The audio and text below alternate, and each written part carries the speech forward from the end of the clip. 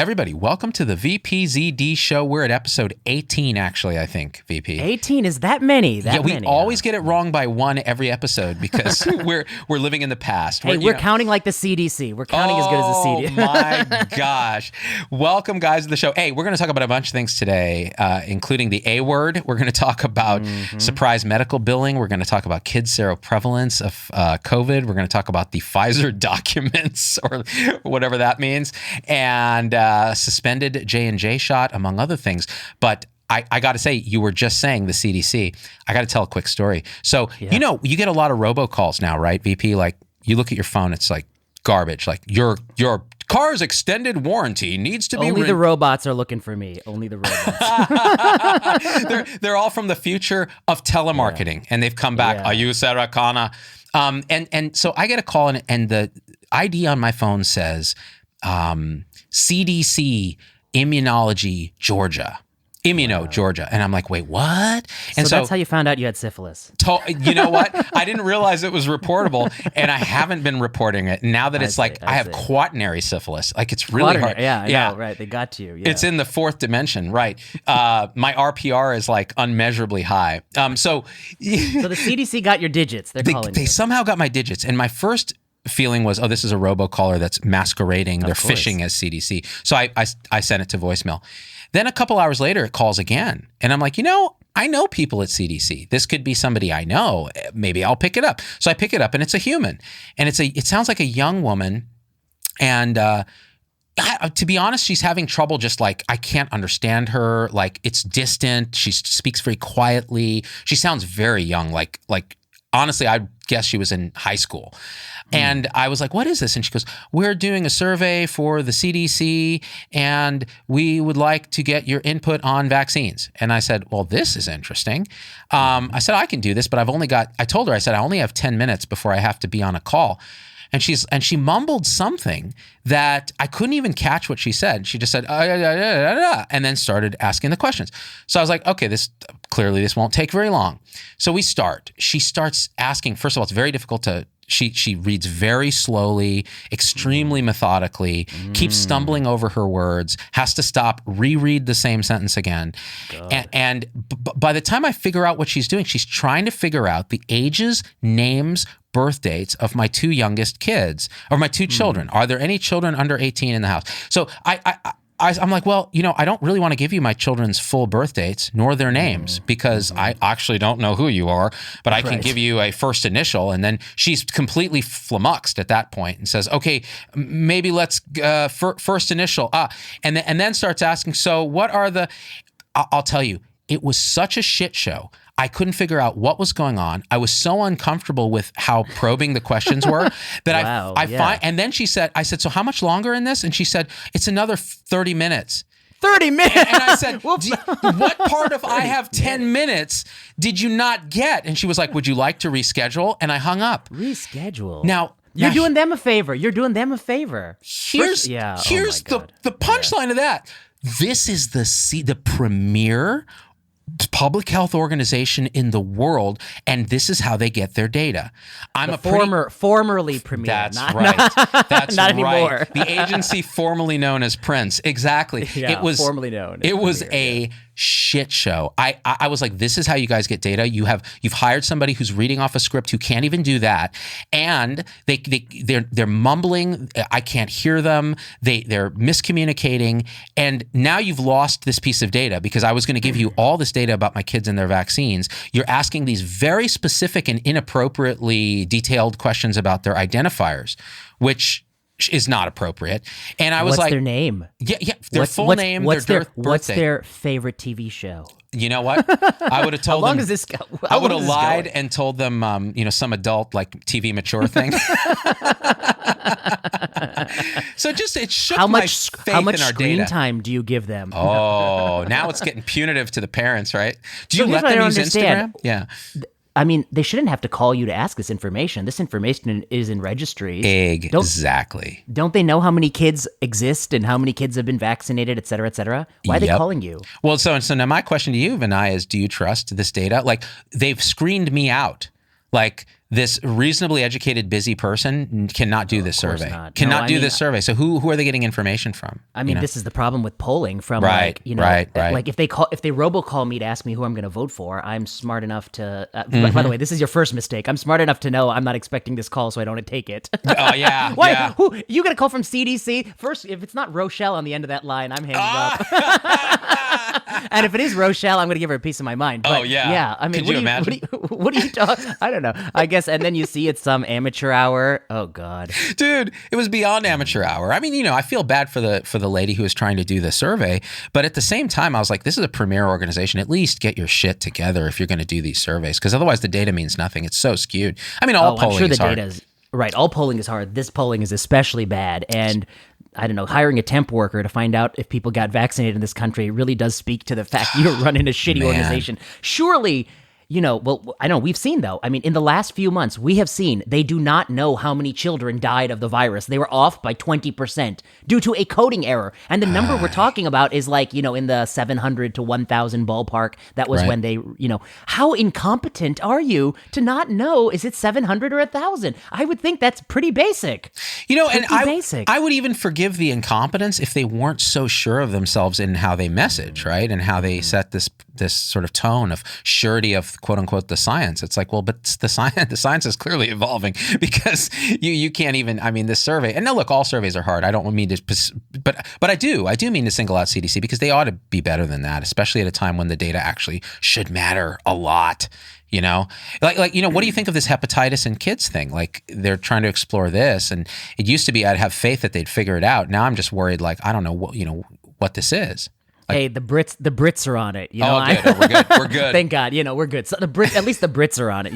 Now, to be honest with you, I only trust the Brits. I trust Muj Sevic from the UK and Alistair Munro, and I'm following what they're doing in the UK. It seems like that adenovirus, what is it, 47, or it has been 41, I think. Yeah. 41. Oh, obviously, I always get my 41s and 47s confused.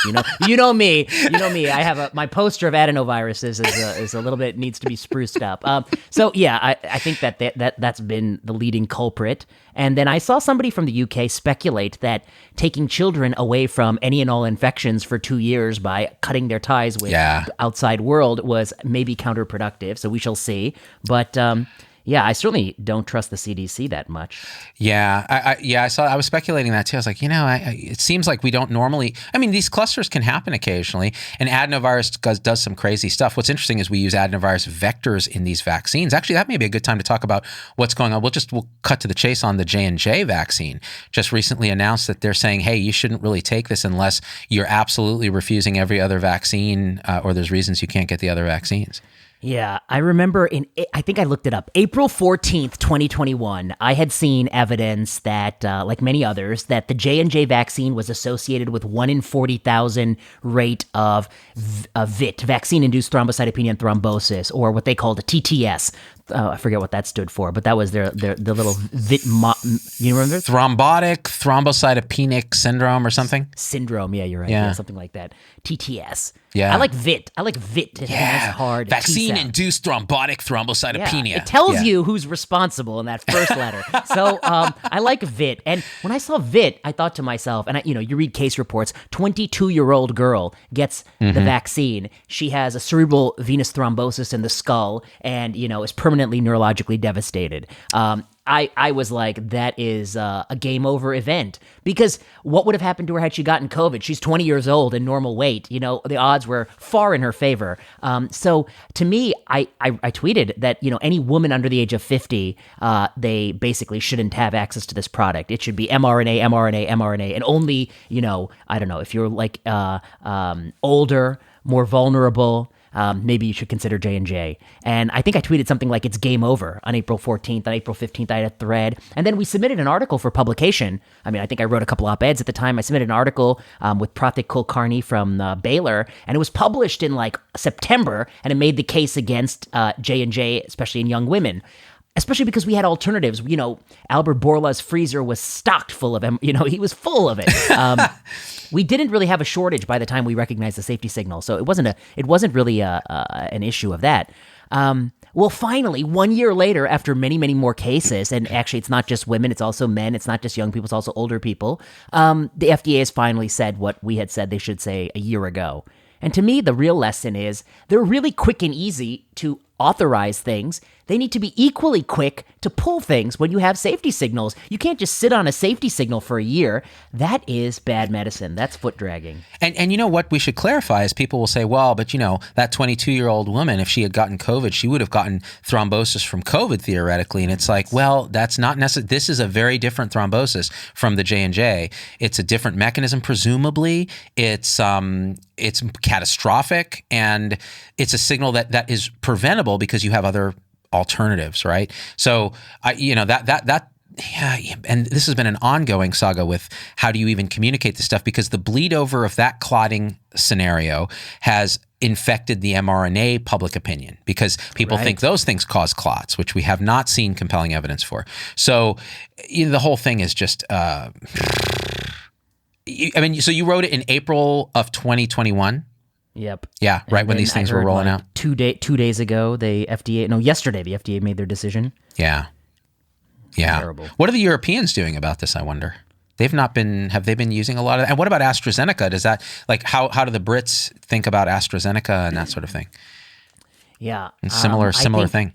AstraZeneca has a similar problem. Yeah. I think some of the salient differences were that they bet hard on AstraZeneca. So by the time they detected the safety signal, they had already vaccinated many, many more people, tens of millions of people. Right. I think they did make a concerted effort in women at young ages to try to preferentially use mRNA, but I suspect that cumulatively they have more cases of this syndrome there. It is different than a regular blood clot. It's runaway platelet activation. It's very difficult to stop. It's catastrophic. And I guess the right question isn't J&J versus getting COVID. The right question is J&J and the risks that come for that for a 22-year-old girl versus getting mRNA maybe the same day or maybe 2 weeks later or 4 weeks later. And no doubt about it, that calculus is wait for the mRNA. If you have to wait a week, it's okay, right? That's the calculus. And getting COVID, it doesn't have 100% saturation even to this day. It's getting there. It's on its road. So, that's a slower thing. So, presumably, she could have gotten Omicron, if she had not gotten it too, so there's other counterfactuals. So I guess I'd say that I don't know. I just don't see any case for continuing to sell it for a year, except Johnson & Johnson makes money. I don't know what else there is. Yeah, man. I've had interactions with Johnson & Johnson people before, prior to COVID, and just the particular interaction I had, my skin was crawling. I don't know what it was. It was a different thing. And they were talking about, stuff for my show. Talking about baby powder. Yeah, basically. I was like, nope. No. And it was what was that? The talcum powder was talc and ovarian contaminated cancer. with aspergillus. It was drenched in asbestos. Drenched. Yeah, oh, asbestos. Good stuff. Yeah. I like asbestos. It's very flame retardant. That's the main benefit. And remember the selling point of J&J was hey, it's one and done. Yeah. It's one and done. Except well, it's now not. We're 3 talking about 4 and 5 and yearly. It's not. Yep. Where's this one and done? Yeah. It's now one for the rest of your life, and you're never done. And Paul Offit has been reasonably on point with J&J from the beginning. He always thought it might be a two-dose vaccine, and that's true. Yeah, and that it's gosh. And he was talking about the class effect of this and AstraZeneca early on. I remember I had a phone call with him when this first came out, and he was very precise about what might be happening. I think it was quite clear, and I remember that the moment we heard the safety signal, that the dimwits on Twitter, their first thing was to tweet those infographics that say, a woman taking an oral contraceptive is much more likely to get a DVT. I was like, yeah, in her leg rather than, in the cerebral veins with runaway platelet activation. They don't even know the difference because it's people who weren't physicians or not familiar with that syndrome or not familiar with HADR. Right. I don't know. Right. They were just the usual bandwagon. And it was, it was young healthcare providers, female healthcare providers that were some of the first cases, and these catastrophic cerebral venous clots. But look, these things can happen. It's an emergency authorization. Those things happen, but it's how you respond to that.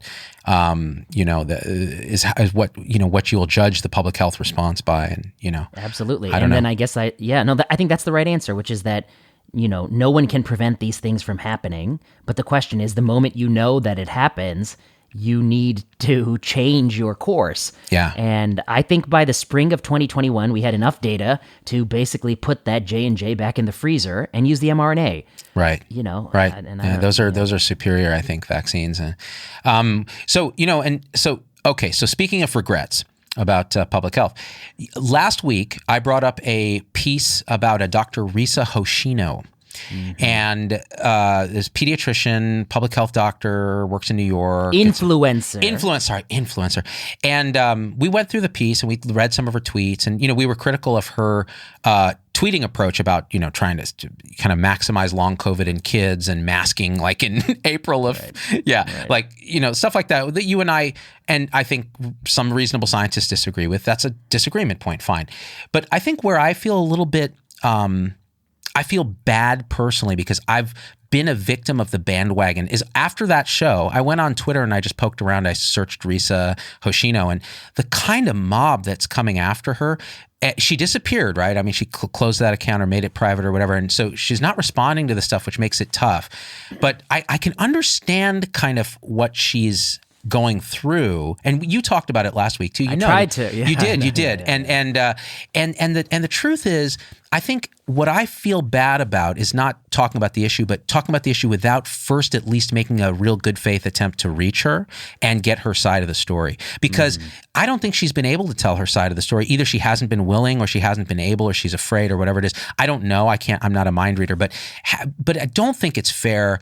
The kind of mob activity that happens. And in this case, it's a mob on the right, kind of the more right political spectrum that's attacking her, calling her a school nurse and all this kind of stuff, which, that first of all, that's an upgrade for any doctor to be a school nurse. Those guys suffer.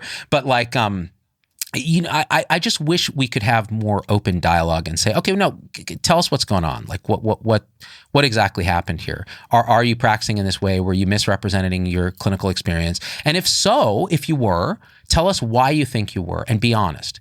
And let's have a discussion about it, because it is seductive to try to get a point out by giving anecdotes and things like that and trying to overplay things. We're all guilty of that at time to time. I mean, some of us more than others. But I felt a little bad for jumping on that bandwagon without talking to her. So I did reach out to her through Doximity. It's the only contact information I could find, the social media site for doctors. And I haven't heard back. But I would literally ask her to come on the show, and I will be very friendly and try to figure out what's going on. Because I saw some of her early videos too, where she's talking to medical students about pediatrics. She's a very good communicator. And so I just hate for good communicators to be shat on because they made mistakes or whatever.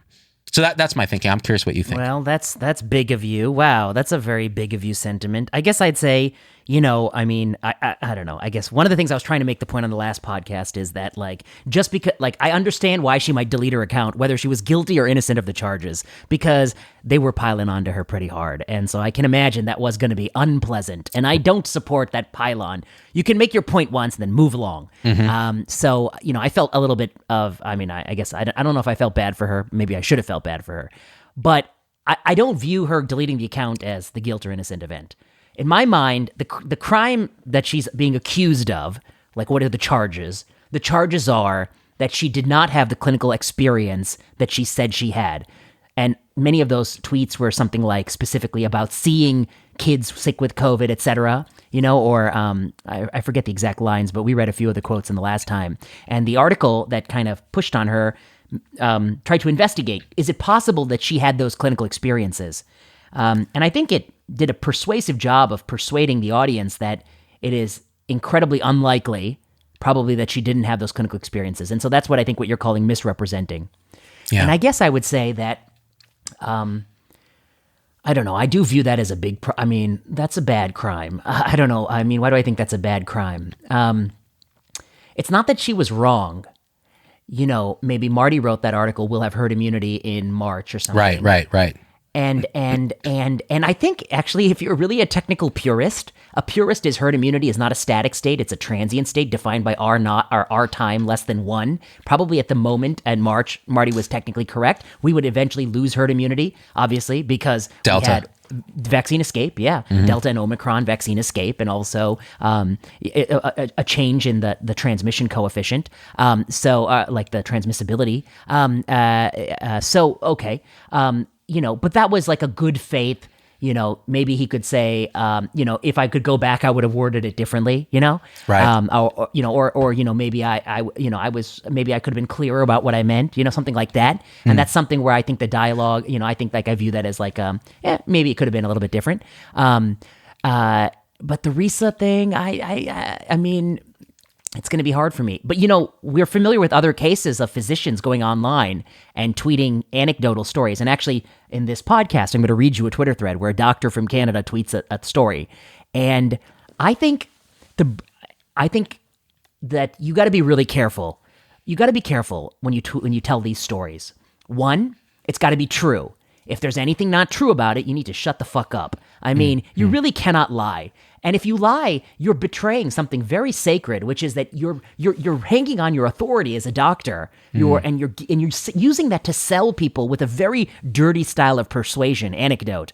It's the dirtiest persuasion. And I really don't like. I try not to use it. I always try to give you study. Because I don't tell stories about what I see in the hospital. I keep it to myself. Right. Right. So it has to be true. It has to be accurate. It has to be thoughtful. Wait till I read you this thread later. And I guess I feel like she probably wasn't doing that. And she's not the only one. There's other people telling bullshit stories all the time, Z. Right. Yeah, I think all that's fair and correct. I do. I just, again, as a fellow medical communicator, or at least I tried to be, I would love to just have her on to say, okay, let's talk about that. Let's exactly discuss this because, did you make a mistake? What was the motivation? Are you misunderstood? Is something wrong here? Was the data wrong? These guys who are piling on you, what do they have right? What do they have wrong? What else have you said that might anger the mob? That kind of thing. Because, you see it throughout. And, so what's interesting is when we did our show, I actually didn't get any criticism for discussing her, except for one thing we both got criticized for, which is they accused us of being sexist. And the reason is I think I made a comment saying, she said, I'm wearing a face mask and a shield or whatever. And you're like, why the face mask? And I said, well, to protect the makeup. Why the face shield? Face shield. That's right. Face shield. Yeah, right. Face shield. That's what I meant. And my point is that it doesn't spread by eye contact. Right? That's right. And my point was she's an influencer and had to protect her appearance. And people thought I was talking about women, but right in that same sentence I says, because both male and female influencers, because I caught that right away. I was like, oh, no, I'm not saying this because she's a woman. I'm saying this because all influencers on Instagram are about the appearance. That's especially physicians. That's the whole thing. In fact, they're statistically more likely to be, considered more attractive than the average person you went to med school with. It's just how it is on Instagram. That's why I don't do very well on Instagram.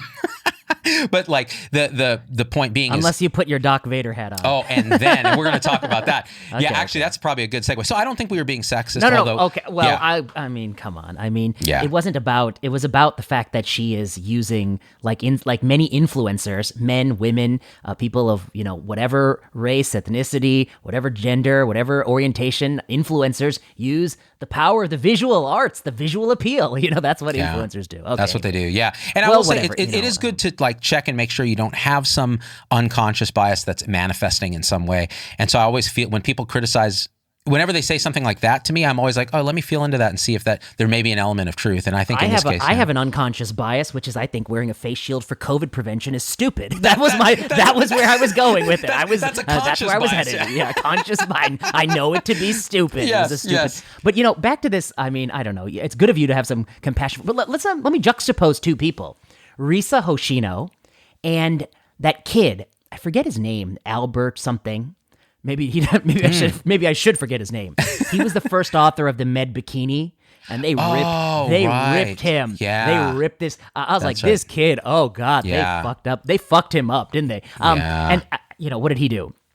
like everyone, like every medical student, he wants to go into a specialty. He wanted to go to competitive specialty vascular, and he needs to publish some bullshit vascular surgery paper. They won't take him because their stupid bullshit field, which, by the way, is not known for publishing a lot of high quality research. But for whatever reason, they somehow want every fucking medical student to do some paper before they can go into their fucking field. This is the stupidest fucking. It's a hazing ritual. Yeah. Yeah, it's a you.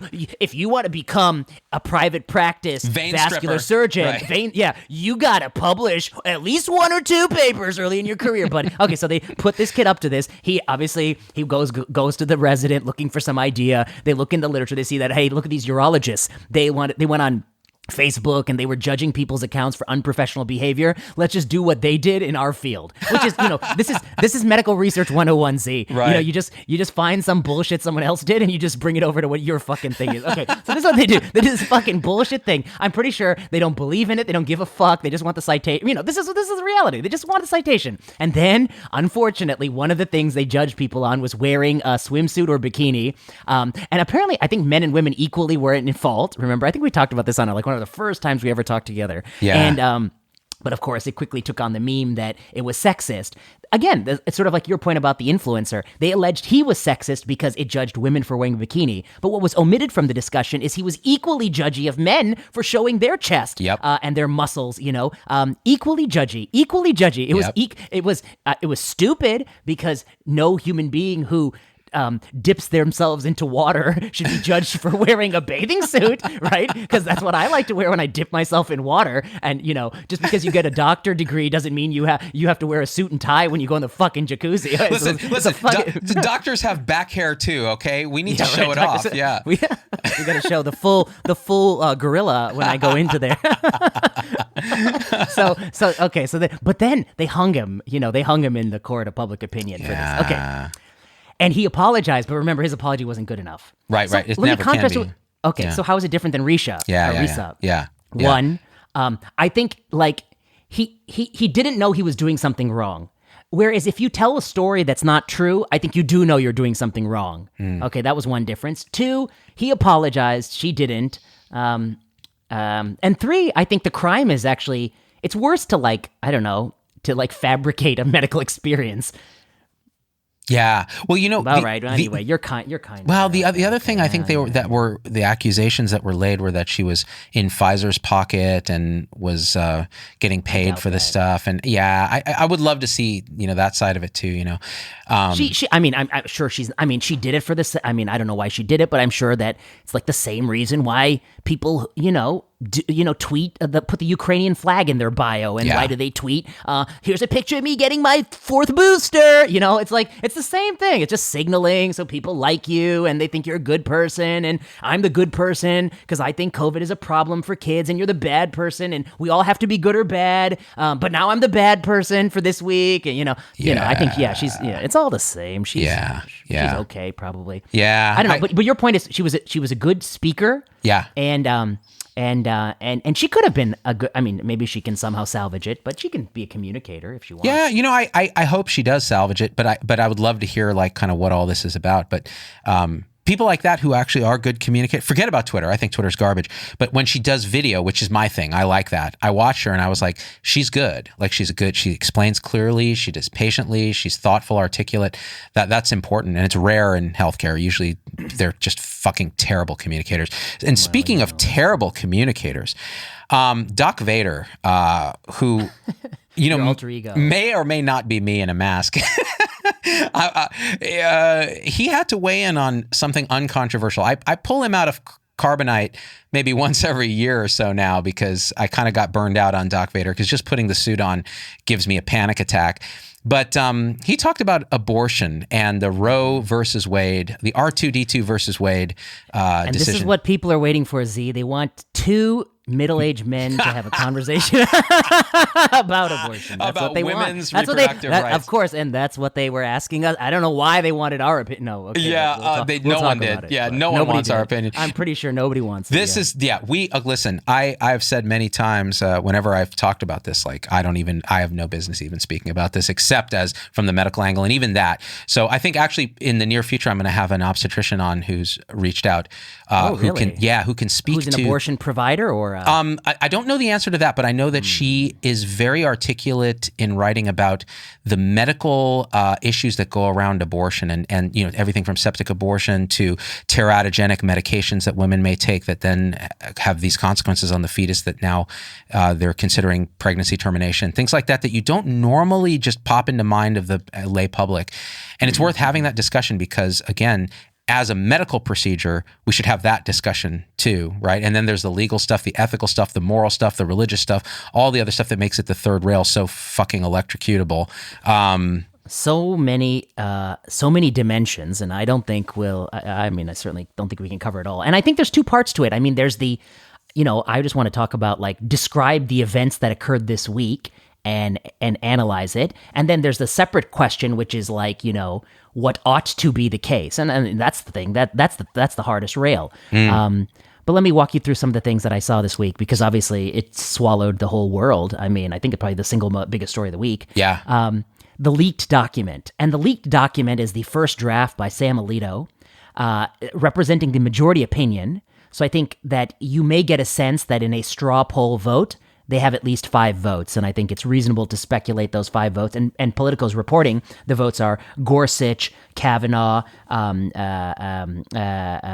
what's her name? The new one, Amy Coney Barrett, yeah, Coney Barrett, and then Thomas and Alito, right? That they're the 5, and then there's the chief.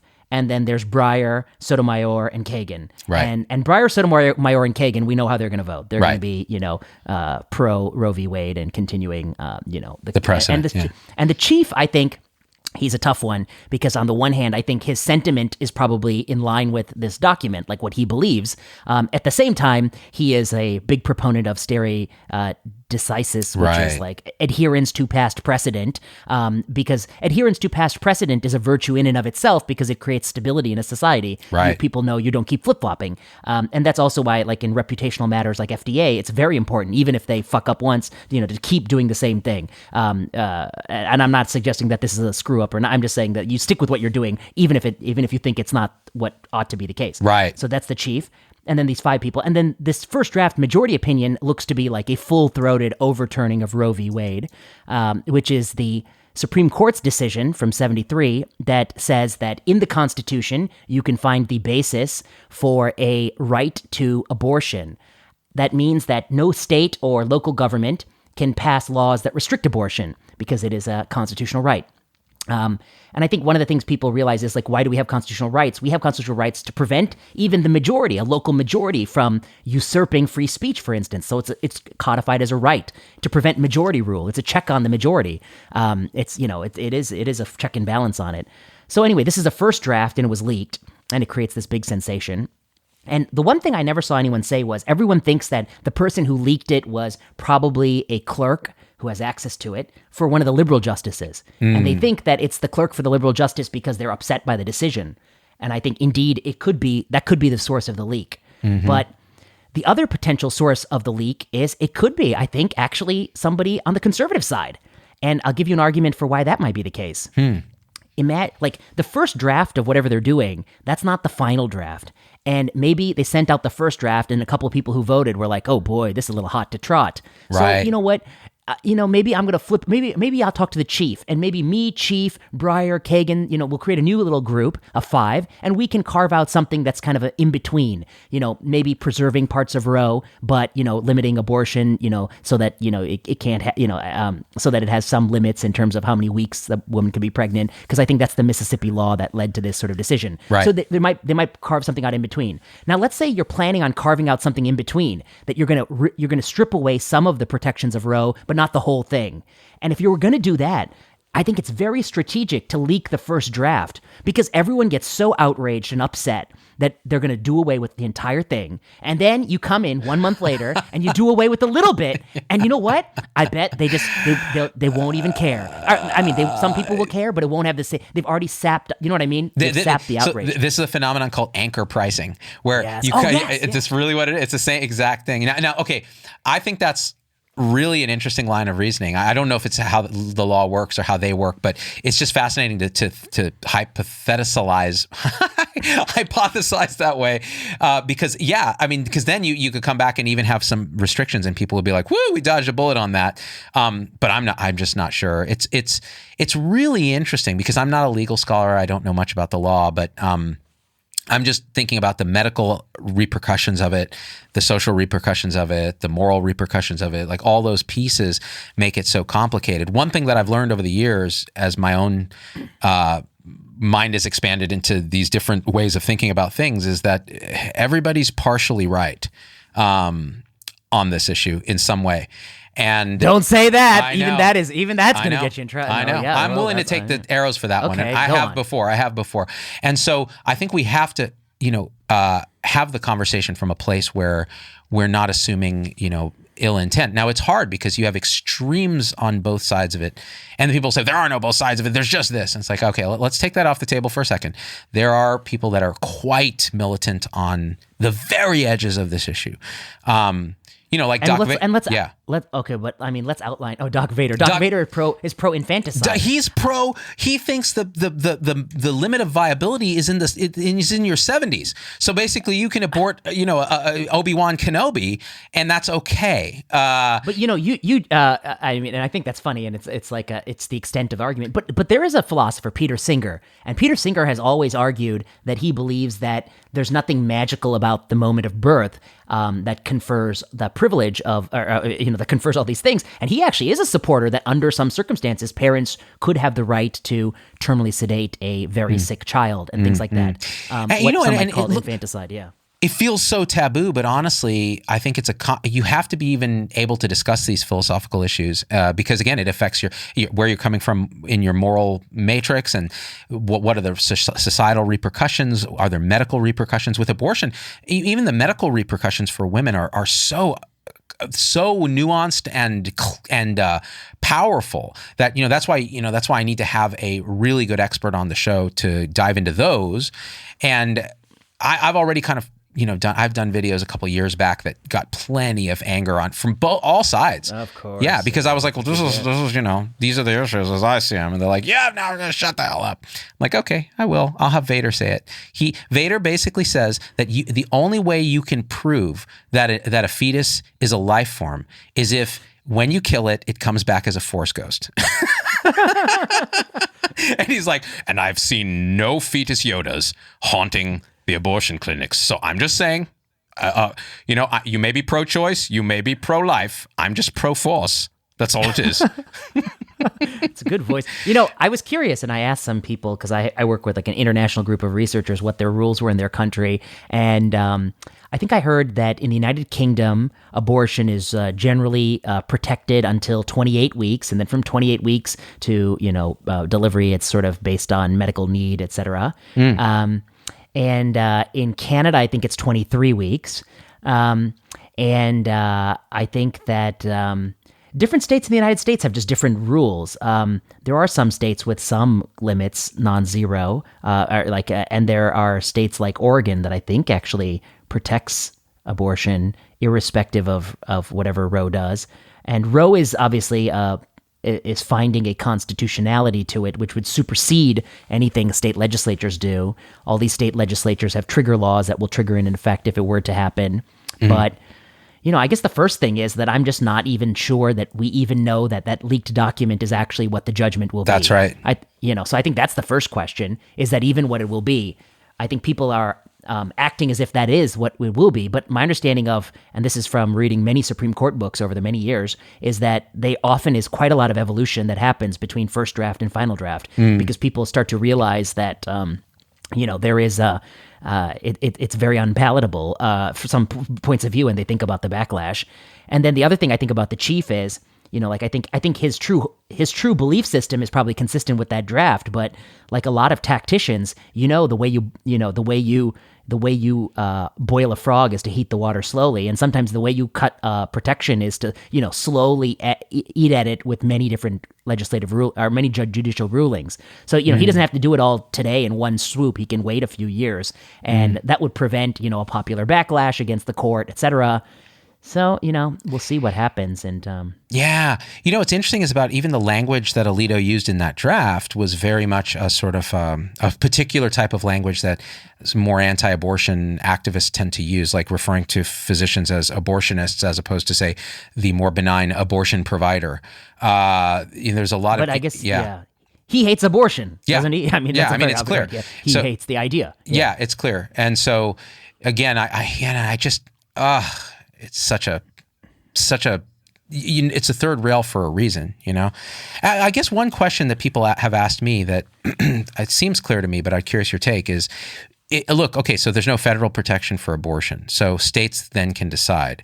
So what's to stop like somebody in Alabama from traveling to a more liberal state on the Eastern Seaboard to get an abortion? And you and I both know the answer, but I'd love to take your thoughts on it. I guess I think the answer to that question is that rich people will do exactly that. I mean, if you have wealth and your access, you will go where the abortions are. And even if there was like 100% ban in the United States, then rich people would go to Canada or, Europe or whatever, wherever you want to go. Rich people will always go find it. Right. It will affect poorer people. And all these things are like, these policy things are like, it's always on the margin. So like, if you changed a rule like that, it doesn't go from 0 to 100%. It'll be like 62% versus 64%. There'll be some modest different change in abortion rates as a result. Right. But those have spillover effects on. I'm just talking about as just a policy matter. If at the moment they change, there will be fewer abortions in many states. There are different estimates. Those estimates are modeling exercises, which are subject to all the limitations of modeling exercises, but there'll be different changes. Even within a state, it won't be the same within a state because the distance you are from the county line or the state line, that will also play a role, right? So even across a state like Texas, if Texas abuts a state, there'll be parts of some of these states that it abuts a state where it will be legal, and they'll have less abortion in those, or more abortion in those counties that abut the state. So It will really, it'll be a very complex thing. Yeah.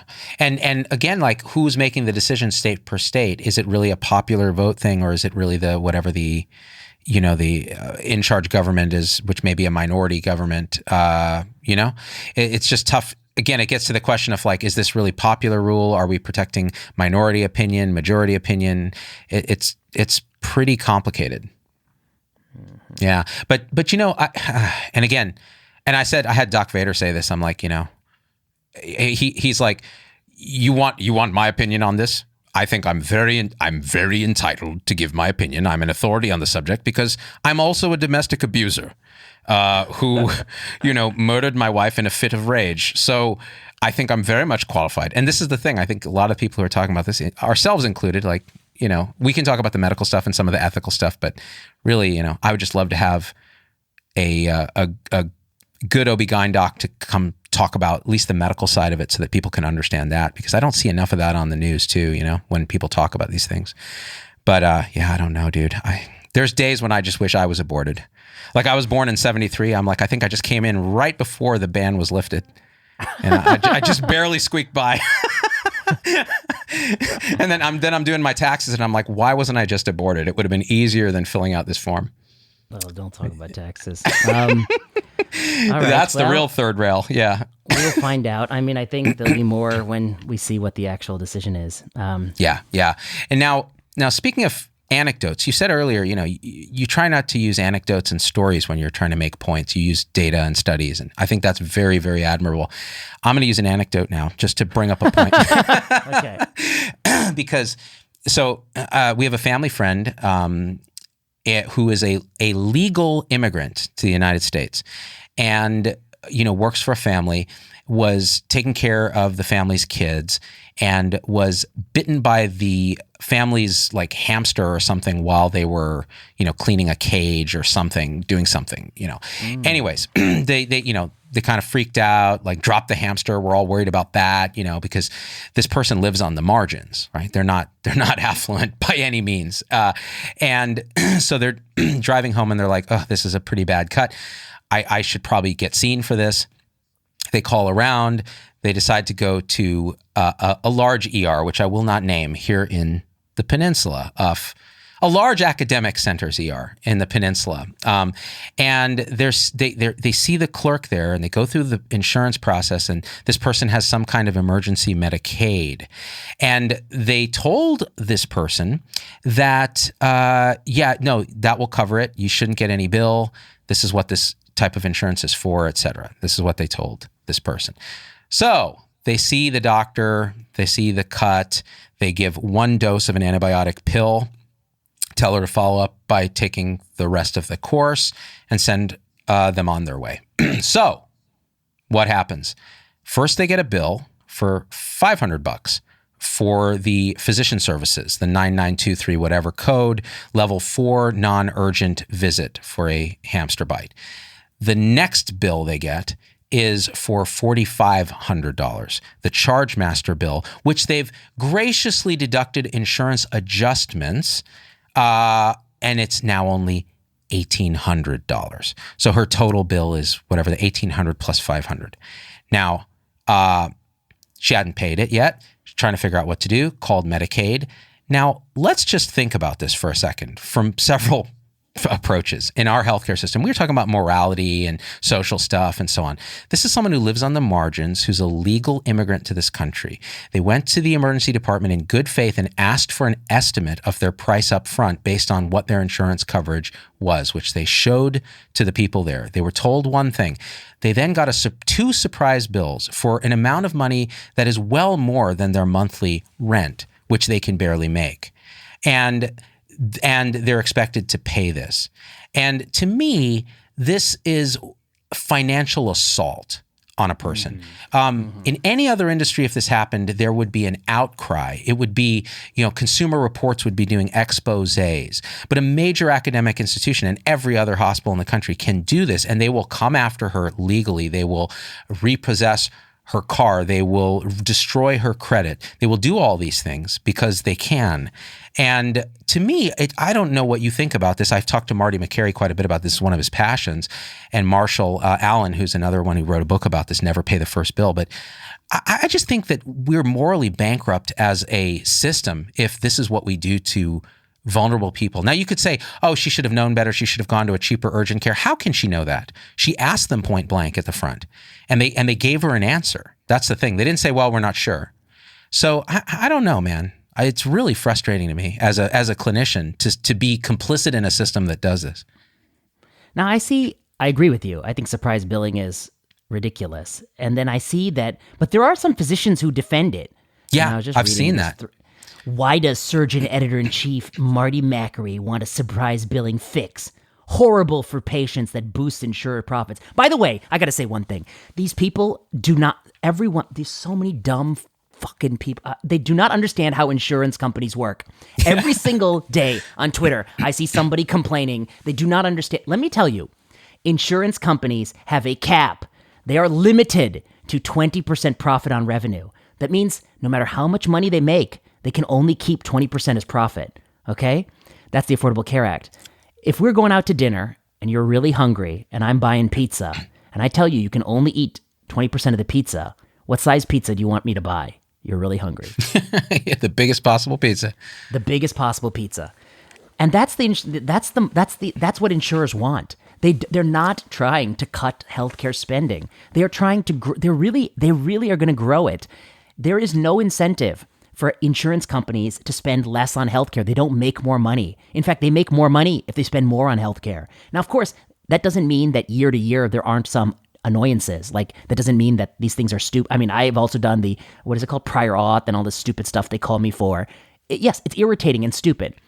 Insurance companies are very interested in buffering the year-to-year variability in profits. So, like, they need to make sure, or year-to-year variability in spending. They can't have it go suddenly change so their premiums are out of step with their competitors. But in the long haul, they're just going to grow healthcare spending. They have no other incentive. And so, actually, this is not all about them getting rich. But there are other people in the system getting rich, and there are all these perverse incentives.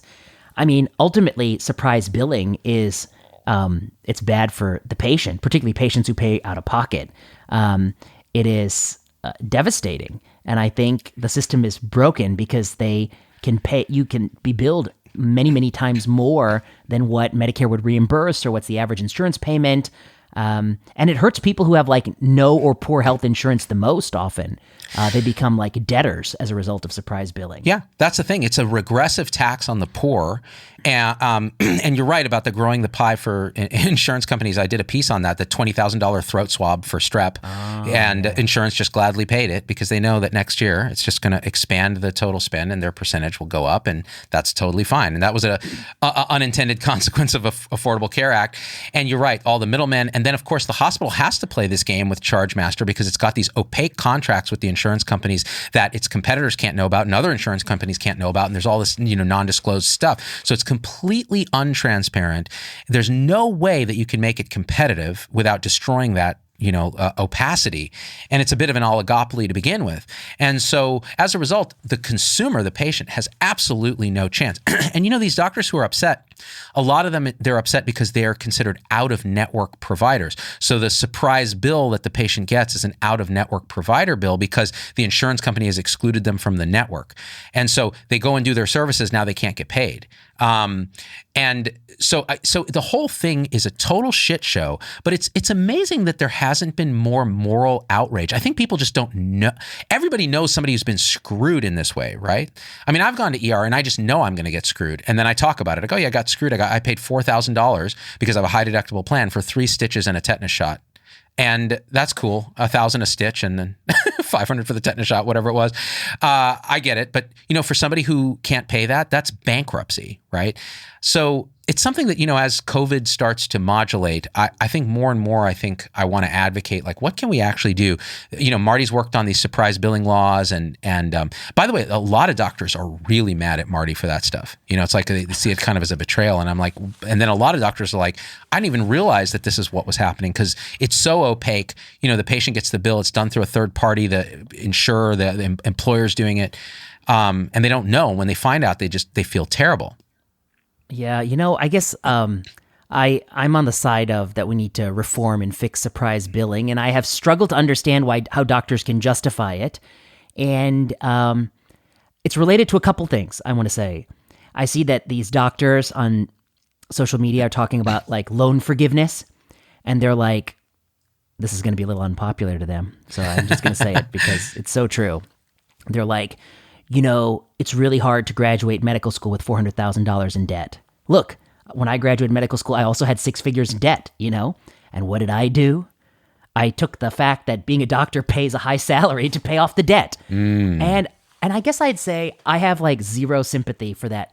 Your career lifetime earnings in medicine are many $1 million higher than any other comparable job. And then people are like, oh, but my friend at Goldman Sachs makes more money. I'm like, what are you talking about? Yes, the upper percentile people in Goldman Sachs make more than the upper percentile doctors, sure. But the thing about medicine is the lowest percentile doctors make much more than the lowest percentile lawyers or the lowest percentile financial people. The lowest percentile financial people are broke. They're broke. They lost all their money. The lowest percentile doctors still make 6 figures. Medicine is a field that's not about the riches. It's about just a very strong, base of income. And it's a very good field. And so if I was in charge of federal policy, I don't think U.S. taxpayers should be spending the money on, paying off the loans for doctors who are going to make $5 million. That money should be better spent on giving food and nutrition to like poor children in vulnerable communities and, truly progressive ideas. Not this. It's a regressive tax. You're giving money to people who are going to be really rich. And yes, I know you don't feel like you're rich yet, but that's, it's a delayed satisfaction business. So I saw that, people saying that how Joe Biden should forgive my loans. I'm like, shut up. And also, if Joe Biden forgives your loans, you know how angry some people like who've myself already paid, will be? Yeah. Who paid? Yeah. I guess what? I purposely, lived like a miser for many years after I graduated fellowship so that I could pay off my loans. And if I had known he would come bail me out, I would have been, spending like on a spending spree. That's not fair to people who are financially prudent. And it's not necessary. It's not a progressive idea. It's a stupid idea. It's a really, gifting money to people about to be doctors is a stupid idea. That's why don't you just gift money to Jeff Bezos? They're not as rich as Jeff Bezos, but it's on the spectrum. If you want to use the power of government to redistribute money, it should go to people who don't have money. and people who go and take out student loans often have more money. At least I guess you loans. don't understand the federal PPP program then. Which is taking money from the government and giving it to people with huge businesses. Yes. You're right. The PPP. That's right. Yeah. But okay. So, what you're saying is really interesting. I find that I have such ambivalence.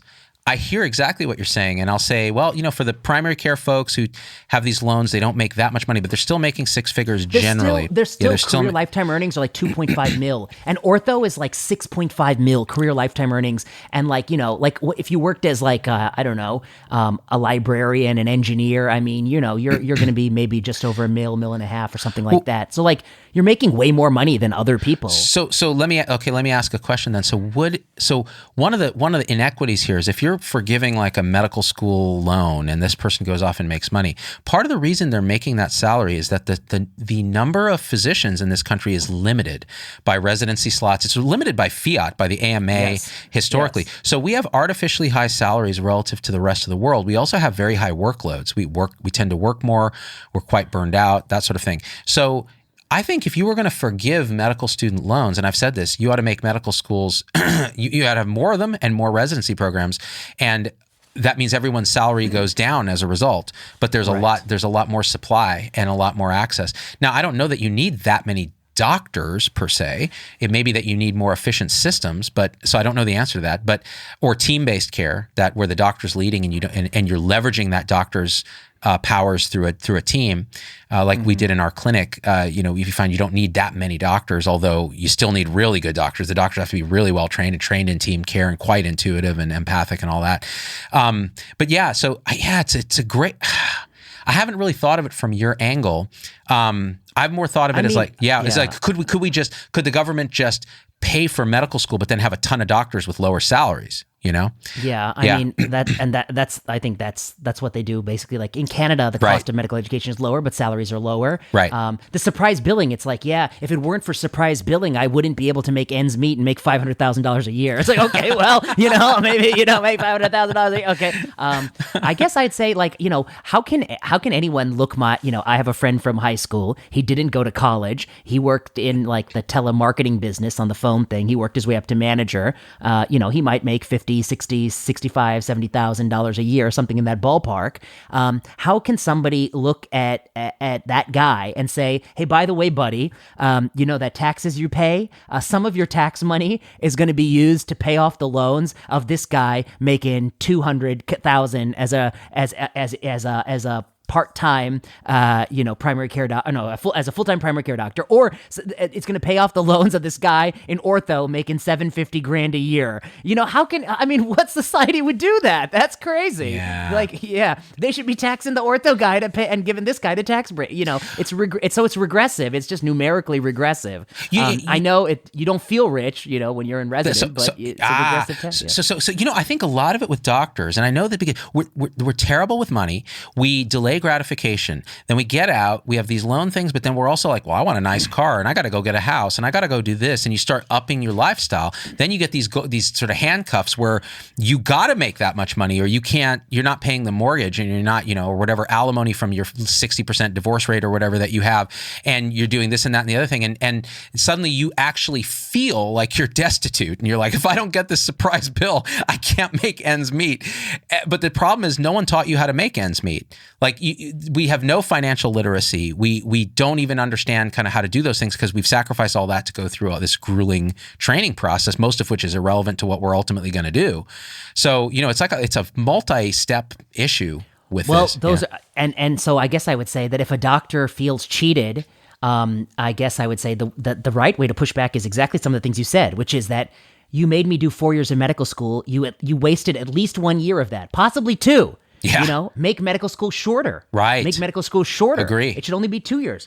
First of all, that first year is nonsense. It's garbage. Regurgitation. Yeah. And then the last year is garbage. I don't know, it's party time. Yeah. Garbage, too garbage. And then also the medical residency. I love how some of these surgical residencies have their 2 years of infolded research. It's the same thing. Just like that thing that got that poor guy in trouble. They give him 2 years of research. It's not research time. It's called extra years to donate your time to the call schedule. Right. That's what it is. That's what Nobody. It is. Yeah, that's what it is. Did you hear the Stanford residents are unionizing? No, I didn't. Yeah. Either they voted to unionize, something like that. So, a lot of change is happening. But yeah, I hear what you're saying. I think these are good conversations to have. It's frustrating. And the loan thing, like I worked hard to pay my loans off and I was super frugal and I'm still super frugal. I'm still like, my children are convinced that we're destitute, which is how I want them to remain because, as the children of immigrants, that's how I was convinced. And both my parents were physicians, but we were made to feel like we were living on the margins, and it forced us to actually like really have a mindset about money that may have actually been a little bit of a real scarcity mindset, constantly. I think that's a lot of children of immigrants. Yeah. The scarcity mindset. So scarcity mindset. You had a Twitter thread you wanted to regale me with. Yes. Yeah. Oh yes. Oh boy, I closed it. Oh, you entertain the audience while I pull it up. So by the way, when I pull out Doc Vader, it's usually when I want to talk about things that I think have an element of humor, can point out some of the deeper truths in those things. Yes. And so I'm going to try to deploy Vader. But what does it say about? Oh, go on. No. I'm going to deploy him for those kind of things more judiciously. What does it say about, like, I don't know, what we are as a culture where you feel like you can't even talk about, like, I don't know. It doesn't help that nobody can feel like they can even talk about an issue like abortion. Yeah. Or, it doesn't help society that no one can talk about it. Nope. I basically lest you offend someone. Unless you wear slightly perfect. Yeah. You go in black mask like I did. Oh yeah, unless you wear I'm surprised no one's accused me of blackface by putting on a Doc Vader mask. You know why it's so powerful? It's because you're clearly doing a character. Yeah. And it's doing a character allows you to really take things to absurdity. Yeah. Which is illustrative of, I think, the fact that, taking a hardline position in any direction on some of these issues is very difficult. Yeah. I think there are very few states. We talked about one extreme, that like infanticide, which nobody's actually an advocate for, except for people like Peter Singer. I think he is an advocate for it. Right. And the other extreme is people who believe that, like, no matter what, even in cases of rape and incest, you're pregnant, so therefore have the baby. Yeah. Right. Yeah. I found the thread. Okay. You want to go there before we dig our grave even deeper? I'm terrified by just how you framed it. By the way, Doc Vader, I had Doc Vader do a skit where he had to deal with an airplane emergency. Don't you hate that? Oh, Is there a doctor on the flight? And Vader's already 3 drinks in to his martinis. He's coming back from a bullshit conference that taught him nothing, but he got the CME money to pay for it. He was mostly on the beach in his Vader bikini. And then some guy syncopizes in the back and craps his pants, and he said he's waiting, like, who's going to raise their hand? And a psychiatrist raises their hand, and he's like, "Thank God, this patient is dead, but at least I can finish my drinks." I don't have to get the crappy free champagne they give you. Like, it's all liability and no reward. Anyway, so have you ever responded? I responded twice in my life. I'm gonna be honest with you. I've been on so many flights. Never once have they called for a doctor. I can't believe it. It's shocking to me, actually. Like, you want to live? Be on my flight. It's like some statistical correlation that just doesn't happen. So you're telling me twice you had to? Twice, and it was on the same trip, like going and coming, and these are long international flights. Gosh. And, wow. So can you tell those stories or no? I don't. Probably better not. Yeah, probably better. Maybe someday when I write my memoirs, but. But Did I will it say, involve jumping out with a parachute on your back?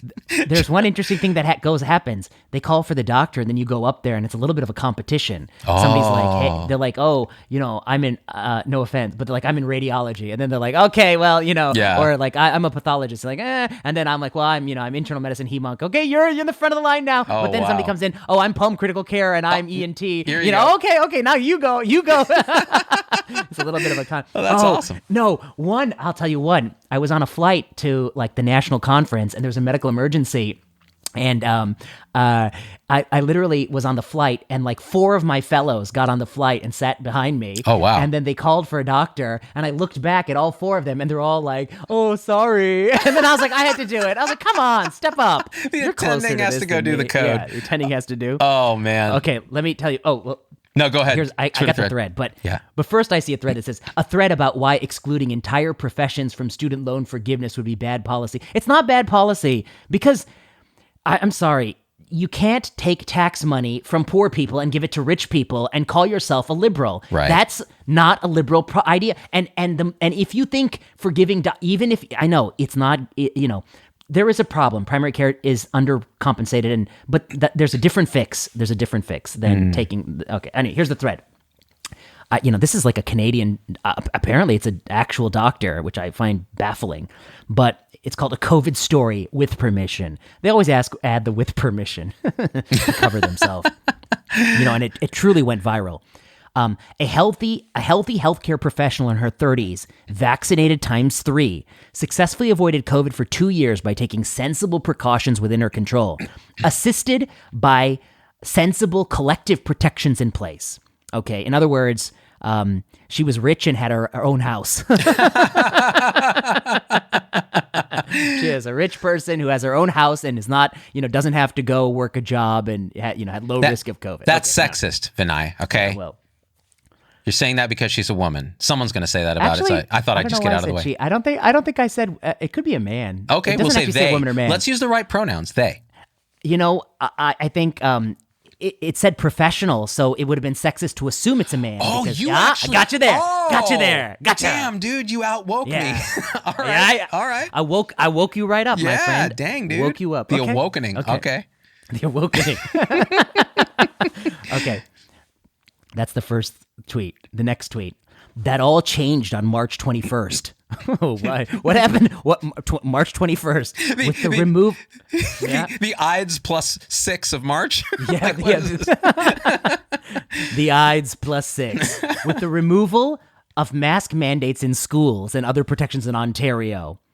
Within 2 weeks, one of her, it does say later she's a woman. Okay, one of her young children, vaccinated times 2, was infected with SARS-CoV-2 and brought it home, infecting the whole family, including her husband, vaccinated times 3, and 2 other children not yet eligible for vaccination.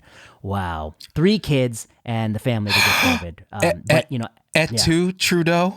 This is terrible. This is the Ides of March plus 1 plus 6.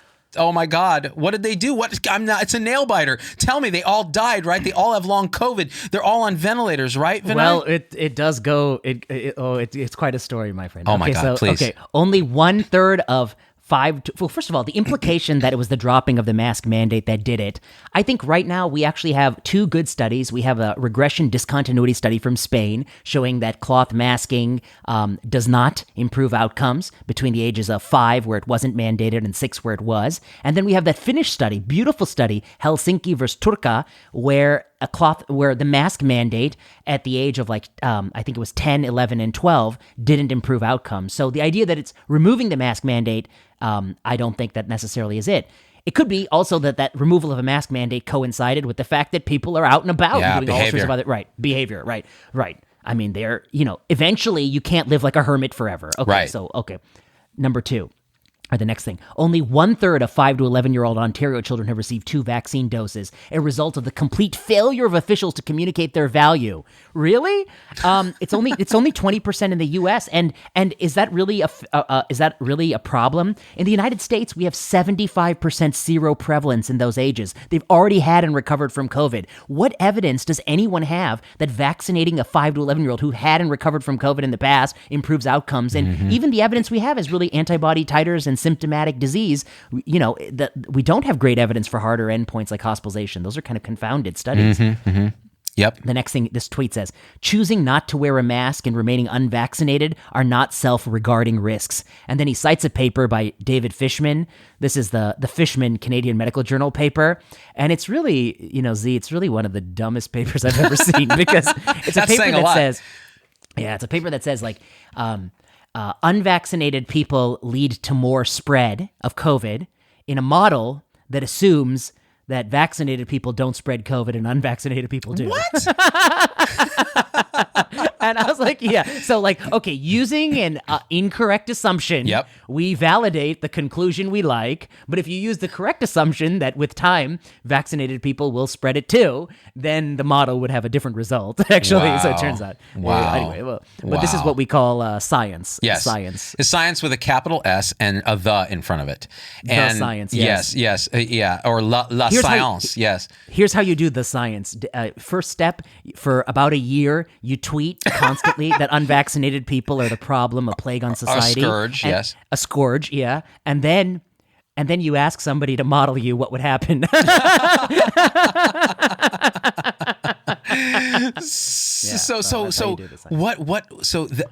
The story's not done yet. Oh my God. It gets better. Yes. This is the best part. No, I'm on the edge of my seat. You can't see me right now, but I'm on the edge of my seat. That's the worst part. Yeah. The child, though she had courageously continued to mask among maskless classmates, was distraught with guilt and frequently woke in the night, expressing concern that one or more of her parents or siblings could die as a result of their illness, my God. and it would be her fault. That is so messed up. That's heartbreaking, dude. Come on. That's this child has been like brainwashed into thinking that like, this is child abuse. Yeah. Oh my God. It's so bad. It's a fear contagion. Yeah. You know, remember in 2018, did you ever hear like, mommy got a cold because it's me, it's my fault? Like, this wasn't a thing. It wasn't a thing because until COVID. Like some daycare baby, like, oh, mom wouldn't have gotten that gastroenteritis if I hadn't, been alive.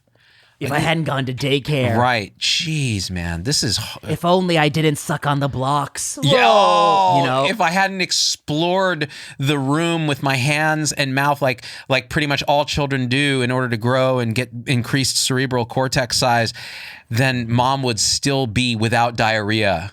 Oh my God, please. Why did I want to play with other kids my own age? I could have just played with my puppy in my room by myself. But the Campylobacter...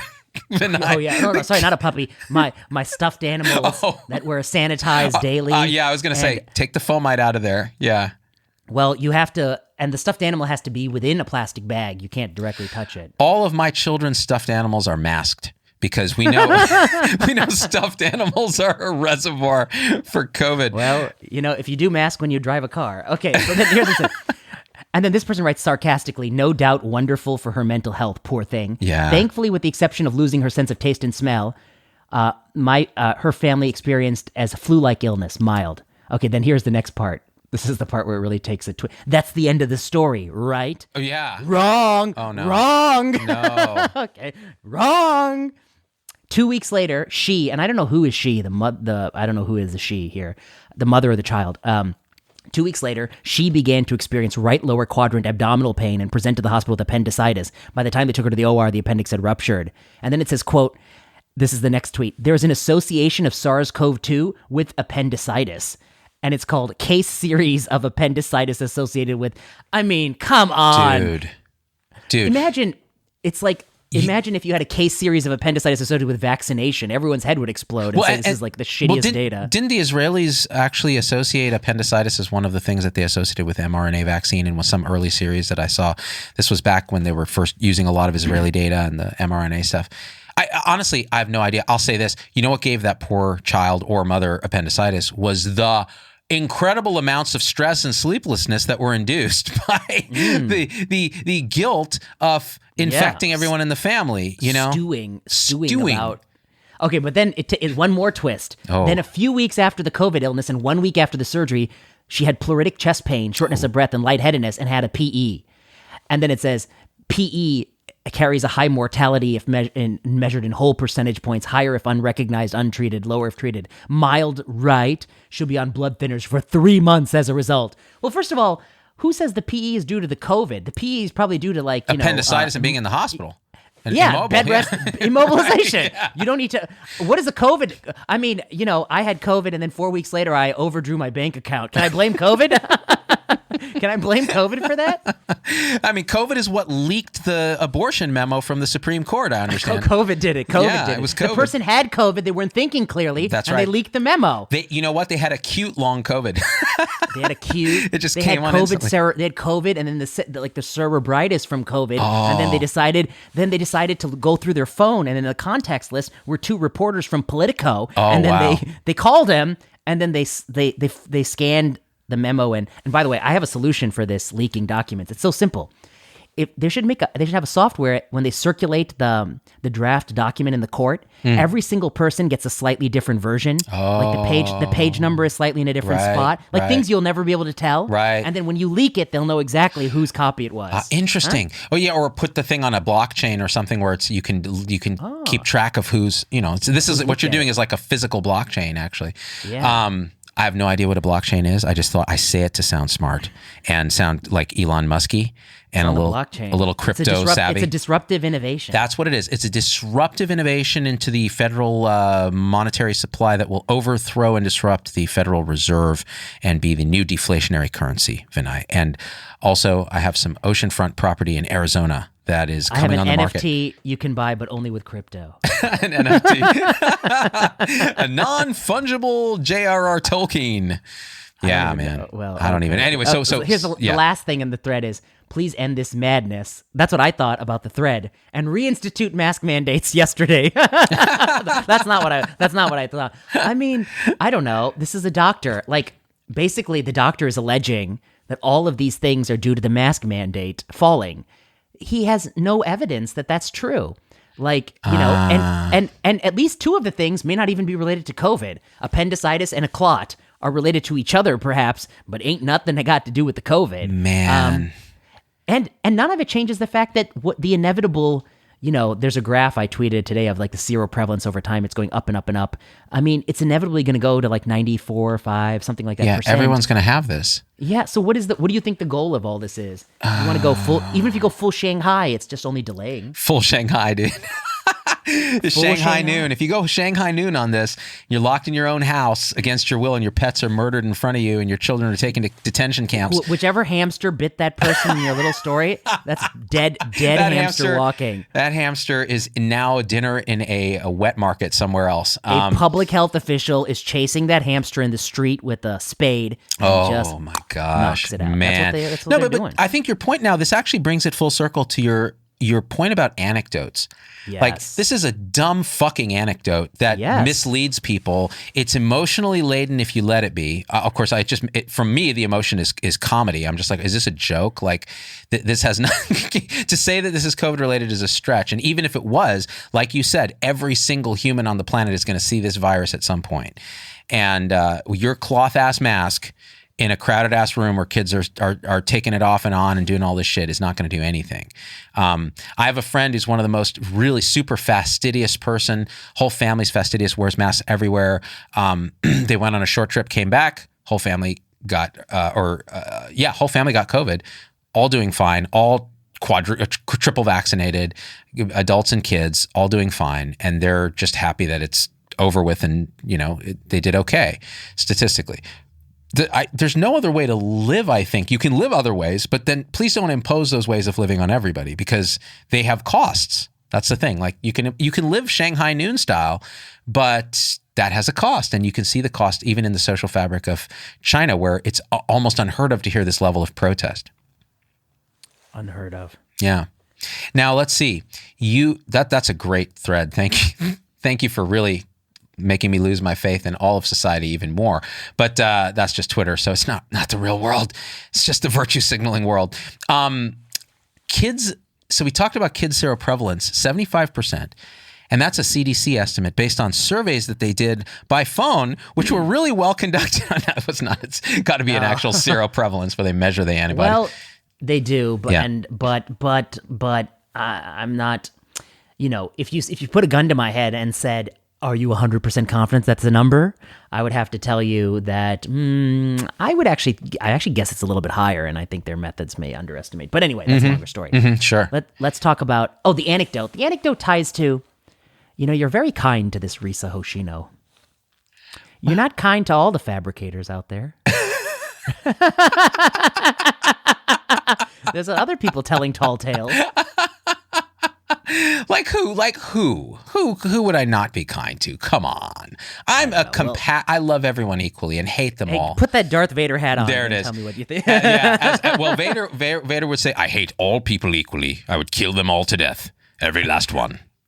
But what about the ones that tell the truth versus the ones that lie? It doesn't matter. Oh, well, for Vader, the liars actually get an upper hand in his because he's dark side for life. But yeah, everything. He's like Bizarro me, you know? I see. Yeah. So it's like, you told a good story, but it was misleading. I like it. Yes. Please come on my battleship and tell it again to the entire Imperial fleet. Exactly. And what was the name of the guy who actually did the original Darth Vader voice? James Earl Jones, who used to do This Is CNN. Oh, dude. Sorry.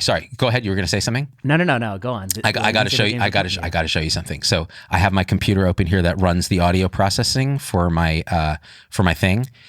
I want you to listen to this. Watch this. I'm going to go full Vader. Ready? We're going to do that and that. How do I sound? Has my voice changed? Yeah. What did you do? There are several things, Vinay. First of all, you do not know the power of real-time audio processing through the Apollo rack-mounted audio processor. Next, you will join me or die. I'm pro-choice. I gave Padme a choice. Join me or die. She chose to die. Wow. So that's processing your voice in real time? In real time. I figured this out just the other day that allowed me to do a live Darth Vader is the real-time voice processing. Otherwise, I heard my voice because it normally... what does it do? It makes it more gravelly. It should make it lower if it's working. And you'll see, let me turn it off and then you can tell me. All right, now it is off. Do you hear the difference? Yes. Huge difference. This is just me being Vader, but you see, he's a slightly more effeminate Vader. He's a little more unsure of his pronouns. Whereas if I go dark side for life, then the true power of this battle station will be revealed. Amazing. Isn't it? It's great, right? What other voices can you do? Well, I took the filter off, but I could turn it into the Chipmunks. You want me to do? What about auto-tune? Yeah. Oh yeah, no. Next time I'll get an auto-tune filter on. Because see, I can't hear it, so I don't get any feedback. I can't hear it right now, so I don't know what's in. But yeah, so I don't know what I'm. But how are you for doing it? Because I'm listening to you on the Zoom, and we're recording separate. Yeah, so the Zoom audio is fed through my whole system, so you're hearing what the recording sounds like, whereas I'm hearing you through AirPods, so I'm getting a filtered, a non-processed version. Yeah.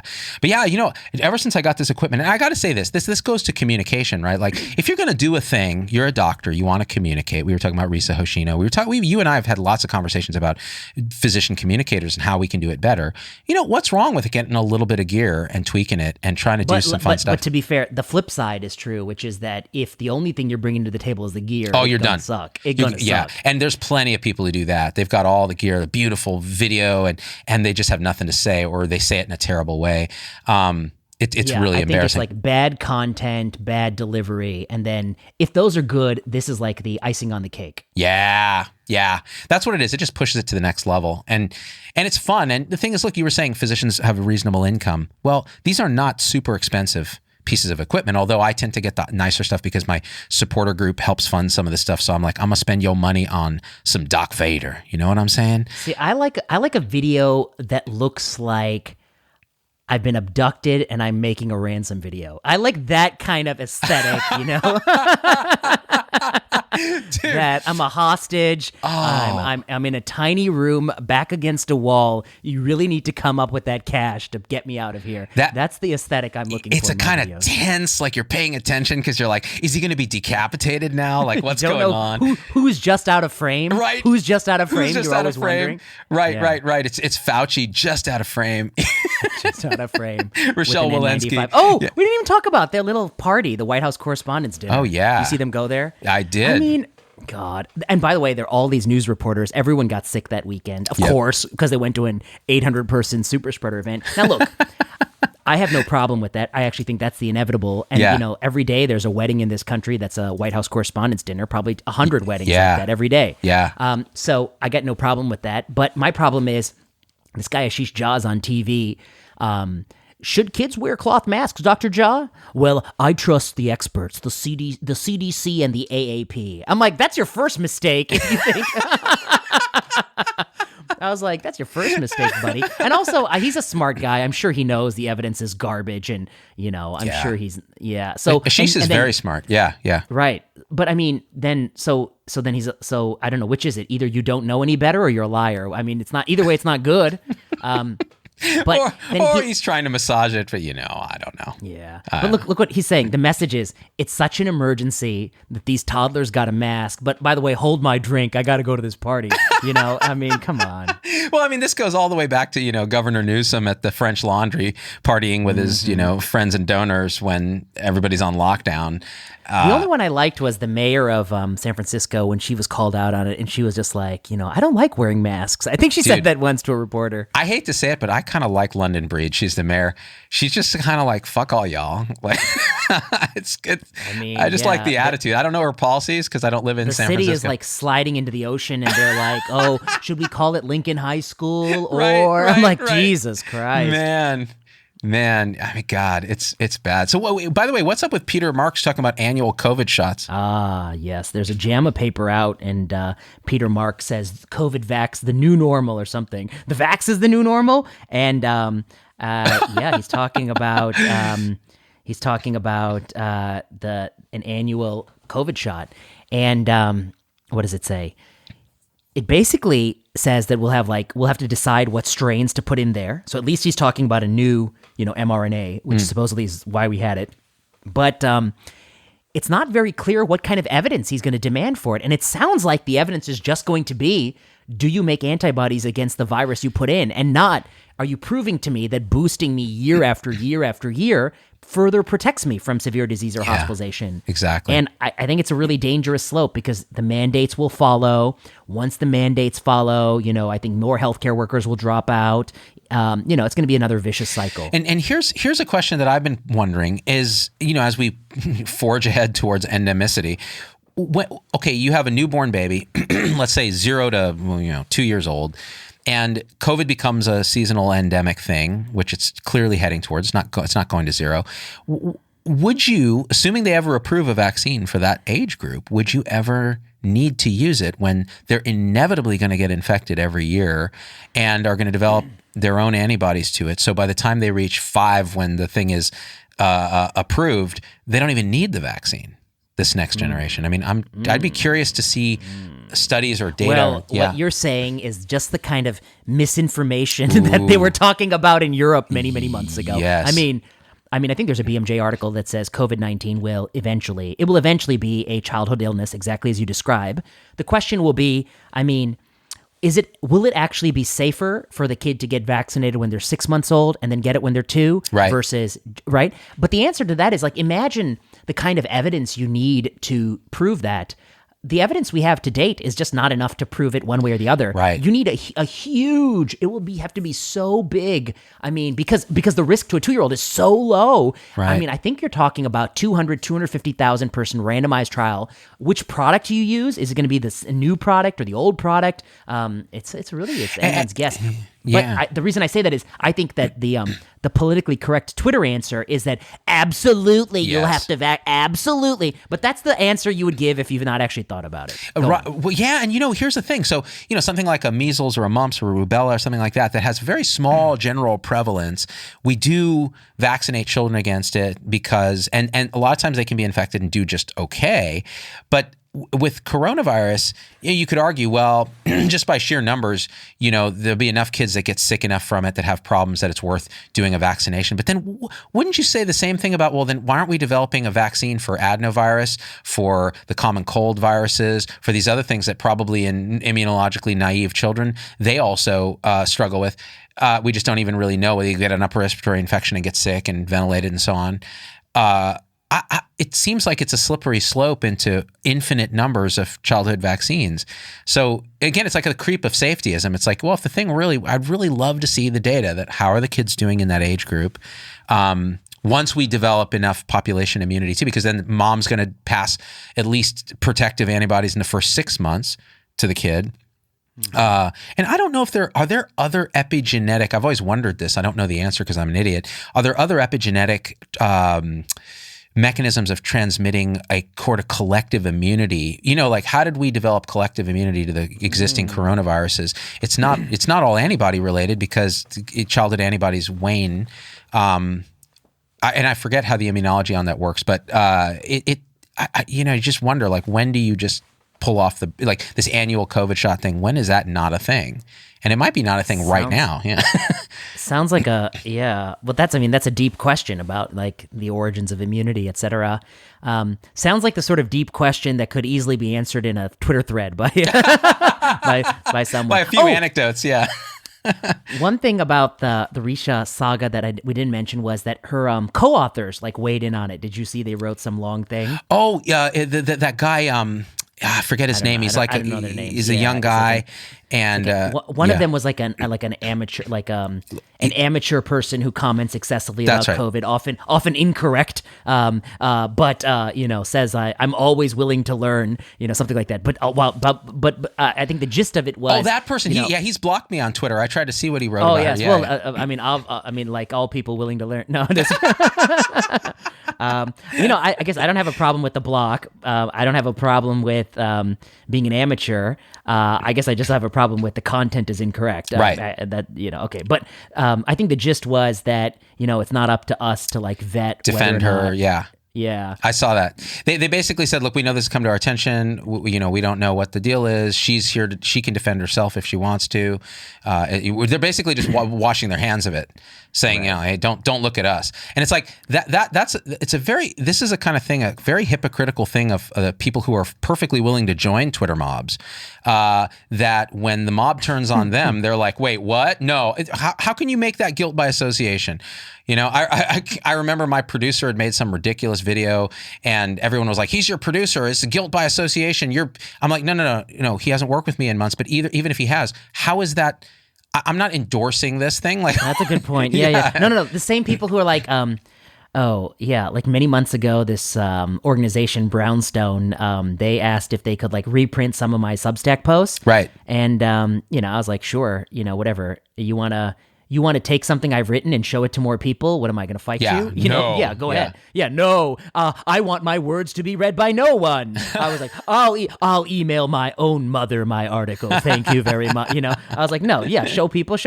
And I don't get paid, from them or anything like that. But then I see all these people like, Vinay Prasad is a Brownstone writer. And did you know Brownstone was created by this guy? And did you know this guy 10 years ago was at a dinner party with this other guy, and the other guy knows a Koch brother. Did you know? And I was like, what the fuck does it have to do with me?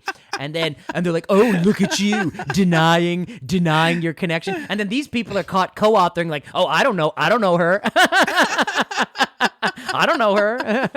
This reputational web is really hilarious to me, dude. It's like, dude, who cares? Like, it's really what you're saying that people should focus on. If they disagree with what you're saying, then argue the points, right? Forget about like, there's this dark money that's funding the seedy underbelly of, COVID antithesis. And the same for the Risa thing. They're like, she must have been on the take. She's not on the take from Pfizer. I highly doubt it. I mean, even look, say she got money from Pfizer. Like there was some tweet where like it was a Pfizer ad and it had a picture of her like hugging her grandma with a mask. Oh, really? Yeah. That was part of the article. And that's why people were like, she's it's a Pfizer thing and she's not disclosing it. So on. And I'm like, you know what? Listen, you go do you. You hustle. I'm sure. Yeah. But you better at least if you're going to make a point, say, and by the way, Pfizer funds this thing and this and that. I see. Yeah. No, that's fair. Although, it's a little, again, but then you could say, well, then I'm not going to trust her because she. Well, why can't Pfizer just find a doctor that actually had that experience? It doesn't seem like that experience is hard to come by. Right. Yeah. Like there is a doctor who took care of a sick kid with COVID. There are many such doctors. I believe they exist, yes. Yeah, right. So find one of them and have them tell the story. Well, you got to find one that didn't. I don't know. Like, why are you finding the one that didn't have the experience? I don't know. Anyway, I thought you were smart, Albert. I thought you have 100 billion reasons why you could find the right person. Albert's the master of the anecdote. Come on, he's she's an influencer. We've submitted the highest level of evidence to the FDA, which is we did it yesterday in Israel. So the the gold standard. It was done. It's been done in Israel, and ergo, it should be done here. I am Albert Bola, and the circle is now complete. He needs that voice. Yeah, check it out. I'll pitch shift it down even more. Hold on. The circle is now complete. Wow. Is it really low? I can't hear it. But, and then it's like, oh, Dr. Borla, what's your definition of fully vaccinated? any vaccine you've had plus Oh, one. too deep. Hold on. Any vaccine you've had plus one. Yeah, that's good. However many you've had plus one. And people say, "Where'd you get that joke, Z?" And I go, "I learned it from watching you, Dad. I learned it from Vinay Prasad." That's that drug ad that I had never seen. Oh man. I saw that This Is Your Brain on Drugs with the egg in the frying pan. Oh, and great then the stuff. sequel where they smash everything in the room. Oh yeah. This is your room on Your Brain on Drugs. God, those. I don't think they convinced anyone not to use drugs, but they were so memorable. Yeah, but the people who came up with it were like ad executives drinking martinis from 2 p.m. onward. Like, how can we tell people about the harms of substance abuse? Pour me another drink, Bob. Pour me another drink. What is it? It's 5 o'clock somewhere. Oh, speaking of 5 o'clock somewhere, drunken stupidity, Omicron. So the San Francisco Chronicle just does this dump where it puts out like, oh, here's the latest research on COVID. And one of the headlines was Omicron just as deadly as Delta and Alpha per recent large study. That was like the headline. Wow. And so I read through it. I didn't look at the prime study because I just read the article and was like, oh, that's what the study is. And it was like 300,000 retrospective review saying, oh yeah, when you adjust for vaccination and previous infection-induced immunity, Omicron statistically is just as deadly as the previous variants. And it's like, oh, so what do you think of that? And it's a preprint, so I don't know. I didn't look at it. Well, when you adjust for things you shouldn't adjust for. oh, it's just as deadly. That's interesting. Yeah, when you take away a really good reason that the pandemic should wind up in a way that we reduce restrictions that are mandated, then yeah, it would be terrible if no one was previously infected. If Omicron was the first thing that humans ever saw, that's basically what it's saying. If you look at seasonal influenza and you adjust for a world where people had never gotten influenza... Oh, interesting. We call this the Native America simulation. Like, if you just pretend Columbus shows up and coughs on you with a common cold virus and you wipe out an entire population, that's what would have happened with Omicron if we had no immunity. And what if you're selling your house in the Bay Area and the real estate agent comes over and you're like, what do you think I could get for this house? And you're like, oh, well, if you adjust for this house being in rural Indiana, and you're like, what? Why would you do that? It's right here, dude. It's right here. It's right here. Why would you adjust for that? No, I want a little bit more than $42,000. Thank you. The hell are you talking about? Dude, the real estate prices in the Bay Area are absurd right now. Like, it is ridiculous. I almost want to just sell a corner of my house that I bought 20 years ago. Just here, just take this piece of dirt. It's like a neutron star. It's so dense with equity right now that a spoonful of it is like $2 million. So there's a discrepancy between two things I always hear. One thing I always hear is that people are fleeing the Bay Area, right. And then I also hear the prices are going up and up and up. Yep. Okay, so how do we reconcile this? The only way I can reconcile this is that the people who can't afford the prices are fleeing the Bay Area, and then more people who can afford it are moving in, but there's net population loss. There's no building, hardly any. It's hardly any housing. So we're just gentrifying the place. But I guess, I guess, but it does speak to the fact that it remains desirable to live here. Yes. It's just that it's unaffordable. Yes, in part because the weather is good. If the weather was bad, that's then nobody would want to live here. But see, people want to live in New York and the weather's shit. So yeah, but I guess New York has go on. Well, maybe it has a Pareto shops. distribution of population and access and restaurants and culture, and enough population to do pretty much anything you want is there in the city. Well, if the weather were bad in the Bay Area, it would be the price of Portland. That's actually a great analogy. Yeah. It has the same terrain. Right. That's right. The same liberal sort of ethos, all of that. Yeah. Very interesting. Or maybe Seattle. Seattle, Maybe probably. Seattle. maybe Now, Seattle's getting expensive, and it's getting expensive. Yeah. But I guess it's similar. I guess, yeah. Yeah, Okay. yeah, All right, but that's the weather. But San Francisco Bay Area, because of the Silicon Valley and the access to the universities and all of that, and the tech sector, it's absurdly expensive. If we had sold our place when we went to Vegas, I would never have been able to come back. I mean, I would have, I would have just been like, forget it. Right there. Yeah, I mean, just your property tax bump up, you would have been like, what? Listen to, by the way, these are the kind of first world problems that, like, I wish someone had forgiven my loans because my $5 million estate. Forgive my mortgage, please. Forgive it. Forgive the mortgage. Man, I wish, God, if someone would just forgive my property tax, that'd be a start. Actually, I don't doubt that in 10 years we'll be talking about mortgage forgiveness. Yeah. And it'll be like, just because you own a $3 million house, it's not like you're rich. You're certainly not rich. My Instacart driver told me the other day that, like, bro, your lawn is totally dry. Can you not afford a gardener?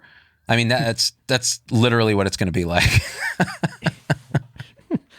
I don't know, man. I don't know. No, let me see here.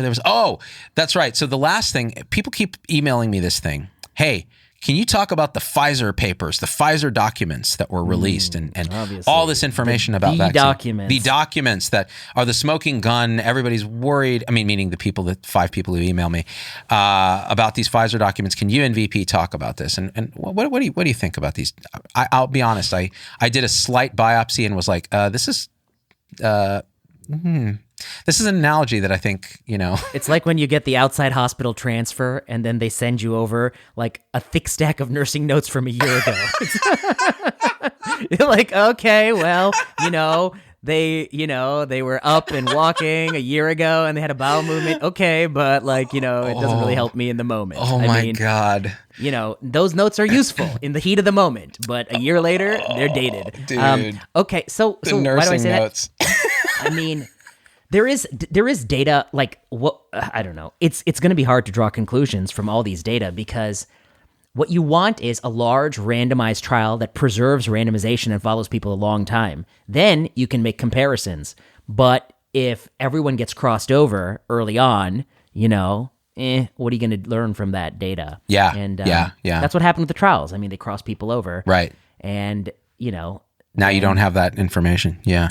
All of the water has the Paxlovid in it, it's all the same, Oh man, Paxlovid. It's like the wastewater. People love looking at they love looking in that wastewater. What are you gonna find in that wastewater? Yeah, it's the log of the logs, man. We were talking about this the other week. It's you need to dig into the poo. Any society's effluent, I think, is worth. It's like just doing a biopsy of what matters to that society. You find toilet paper, tampons, Omicron, weirdly like Matchbox cars. I don't know. I can't tell you how many things I swallowed as a kid that came out into the sewer that someone's probably sampling somewhere. So unsafe of you. Yeah. You probably should have felt guilt about it. I felt terrible. I thought, at some point the sewer alligator is going to get sick, is going to get appendicitis and possibly a PE. The sewer alligator. The sewer alligator from eating the silly putty that I ate and, sharded out as a kid. And God, if I'd been a better child. Listen, can I say, okay, this is the one last thing I think we've got to wrap up because it's past your bedtime here. You turn back into a mogwai or something. Children already suffer from so much guilt, shame that's induced on them that we teach them, like, oh, these feelings are shameful, this is shameful, this behavior is shameful. Like, shame is such a powerful emotion that we instill in the children as a way of controlling them. Why would we do this to them? It's gonna land them in a therapist's office, 2 years later or 10 years later or whatever, going, God, and then there was a time I almost killed my whole family because, they got minimally symptomatic COVID. Isn't it a lot like, maybe 50 years ago or where not everybody, but there were some cultures that tried to shame young boys or girls, for that matter, who were masturbating. Oh, Isn't it similar? Very similar. It's such a natural human thing to socialize and to masturbate, and you should feel guilty about it. Okay, two things. Number one, You'll go blind, or you'll cause your family member to have a PE. You cause that appendicitis. It's called masturbation. It's where you shame a child for not wearing the mask. And now you're like, let me see your hands, Billy. Those are hairy. That's because you didn't wear your mask, even though the mandate was lifted and these other kids are filthy. You gave your mom a PE. You're like, let me see that mask. This cloth mask is in sopping wet. You haven't been wearing it, Billy. You haven't been wearing it, have you? Been masturbating again? My God, dude. You're playing Russian roulette with your life, Billy. I mean, poor Jocelyn Elders lost her Surgeon General gig because she talked about masturbation versus abstinence. So much. She pushed it. She pushed it. She said it was healthy and normal. She took the... How dare she? That was just like you. You're like, guys, it's kind of like it's okay to see faces. I'm like, shut your mouth, Z. You shut your mouth. You shut your mouth and you cover it up. You cover it up. First you shut it. First you cover it, then you shut it. Shut it and cover that. Oh, man. I don't think I ever want to see the tip of your nose. Never. No, you know what? My wife has told me that just because my nose is large. But yeah, I mean, it And when you wear that Darth Vader helmet, you better have a mask on underneath. Dude, I have an N95 on underneath my N100 Vader ventilator. That's the other thing. Vader is like masked for, from basically his rebirth as Vader. And they still they mandate he put a mask on top of his mask and he get 3 boosters. And by the way, he also had Delta and Omicron too. So of course. It didn't help. It didn't help. Yeah, he got them both. He got them both. And he's like, I killed Padme, but it was my Omicron. No, you force choked her, dude, because you were jealous. No, it was the Omicron that I got because I didn't triple mask. If you adjust for prior infection, vaccination, and the sun and the moon, it's just as lethal. If you adjust for those things that have immutably changed in society, it's just as lethal. Adjusting for gravity. By the way, I had Vader, speaking of the thick stack of nursing notes. By the way, today's National Nurses Day. I want to give a shout out to all the nurses out there. They are awesome. They're the lifeblood of the whole fucking thing. But that aside, I don't want to read your notes, nurses, because they're distracting me from the punchline. The key is that they're a year old. It's not just that they're no. They're a year old, right?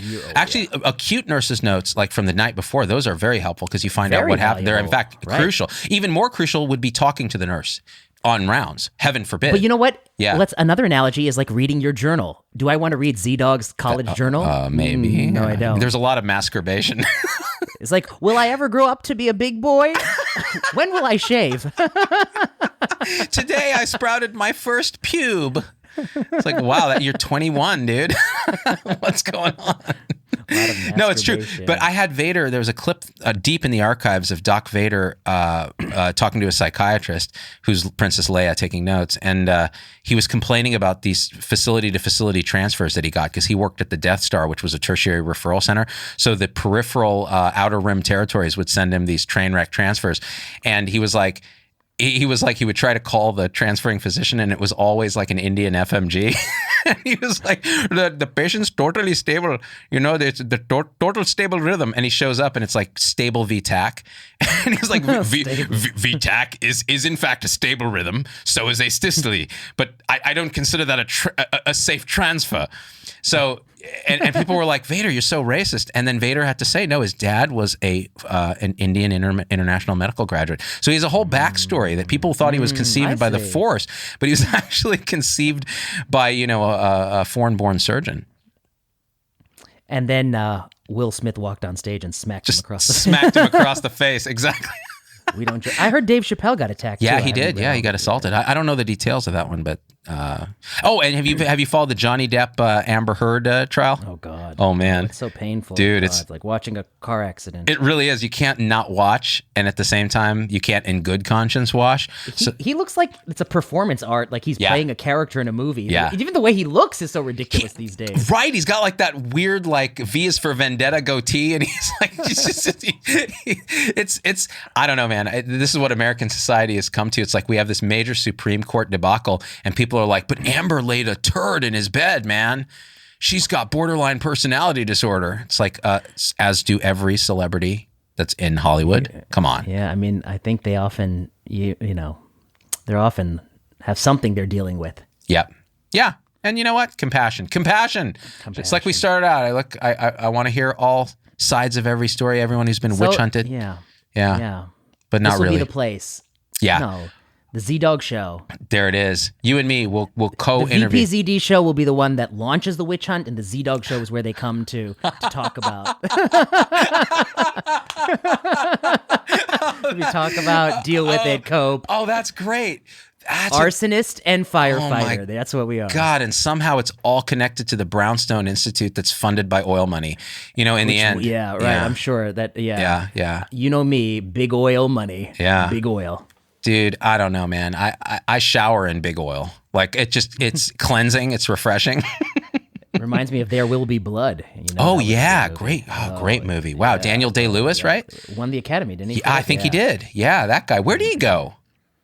Oh, he decided, like all greats, that he's out of the game. Dude, he that's should just be like make shoes or something. That's great, man. That's why because I'm such a legend, Vinay, that I'm just ready to put up my stethoscope. When you deleted your Twitter, you were Day-Lewis for a day. I was. And then I was like, I felt this call. I was like, wait, but that means no one will watch my stupid videos. Shit. And then you came back and was Lincoln. That was Lincoln. I still don't really use Twitter. I just I have my team dump a video and then I run off crying. At some point I'll have to venture back when Elon breaks it even further. God. Can't wait. Well, can't wait. Well, I think it's a terrible website. Yeah, but you're very good at it. I think you should continue to push your message.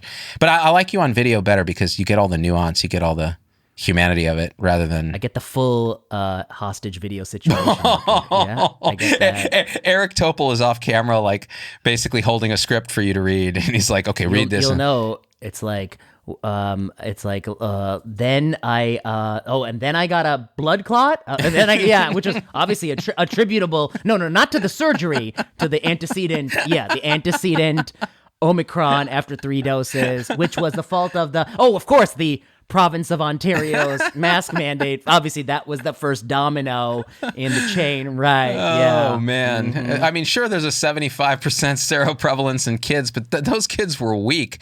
If they... Yeah. And then I looked at the tweet while I was driving and I got in a car accident. So had Ontario province not dropped the mask mandate... Oh, I would still have use of my limbs. Yeah. I would still have that Honda Civic. So. Dude, I got to say, my wife's Toyota Corolla, when we were residents, I still miss that car. So maneuverable, great on gas, like total piece of shit, but we loved it. We drove it until it stopped working. But the Bugatti you have now is fine. Oh, yeah. It's a Bugatti. You've seen my car. It's a Toyota Camry. It's such an Indian Dr. Dad car. Oh, Camry, very reliable. Why you want to depreciate the minute you take it off the lot? Listen, buddy. It's got 6 cylinders. 6 cylinders, okay? You got the upgrade.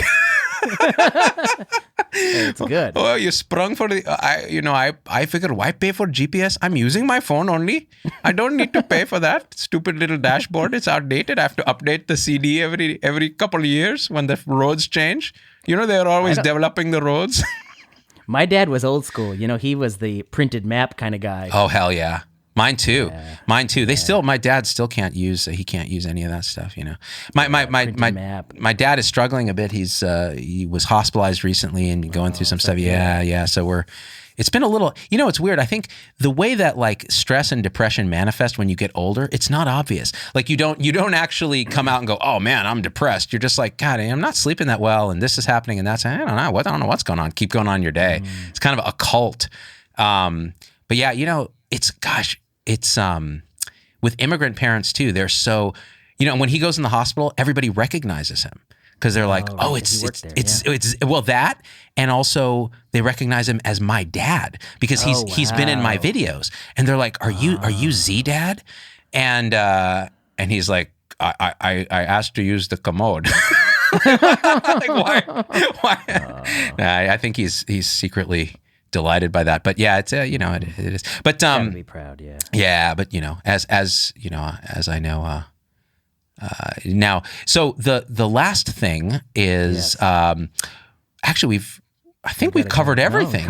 We covered the whole list of what we were going to do. We solved the abortion debate. Well, That that was easy. That was Easy. child's play. Yeah, check. Child's play, check. Yeah. Then we basically one of us showed compassion for this person, and one of us. It might have been you. Yeah. No, I don't know. Well, we struck the right chord there. We surprised billing. We talked about that. Yeah. We even made a little delve into this loan forgiveness, which you took a stance that I hadn't really contemplated. Look, And if you find a way to loan forgive the poorest people in the society, then I'm for it. But it's not going to work that way. Gotcha. Even the mere act of going to college means you're richer than a lot of people, and that's the problem. Yeah. Well, that's spoken like, I don't know, what we would call a true liberal progressive. or progressive. Right. Yeah. That's what we call ourselves. So Right. it's this rare breed, Z. It's this idea that you could talk about anything.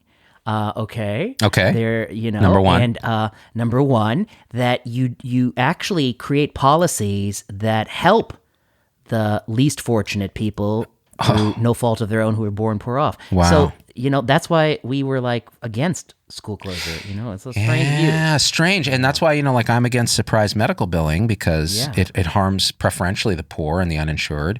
But then people will say, well, Z, why are you for, universal health care? Well, yeah, I want everyone. I want everyone to be covered. Yeah, that's also a progressive idea. The question is, do I want the government to be the single payer, or do I want like a competitive system, and do I want to transform the care model itself first? And so okay. But I'm with you there too, because I feel like now you're moving away from, at least like progressivism is about the goals and the values, and now you're talking about how do you operationalize, and that's a logistic question. Right, exactly right. That's right. I think almost everybody agrees that there are some people that are such hardcore individualists that they're like, no, if you can't afford healthcare, you should just die. It's just an evolutionary thing. Yeah, right. And I think I can discount that view and say it's an extreme view. I think most people want the best for the most people if they can do it, as long as it doesn't hurt them. And I think a lot of people are afraid of universal coverage because they worry their taxes will go up, the quality of care will go up, physicians will get paid less, there'll be more government control. And so, well, then let's see, is there a way that you can do things without those problems manifesting? We ought to be looking at, is there even a third way to do that, to get universal coverage and decrease the cost of care and improve outcomes and appropriateness of care, which is what you're passionate about. Like, why do we do so many things that don't help people, that actually harm people? Because there are incentives financially for companies to do that. That's another progressive ideal that seems to have fallen by the wayside. Mm-hmm. But yeah, so maybe we'll talk more about that on future episodes.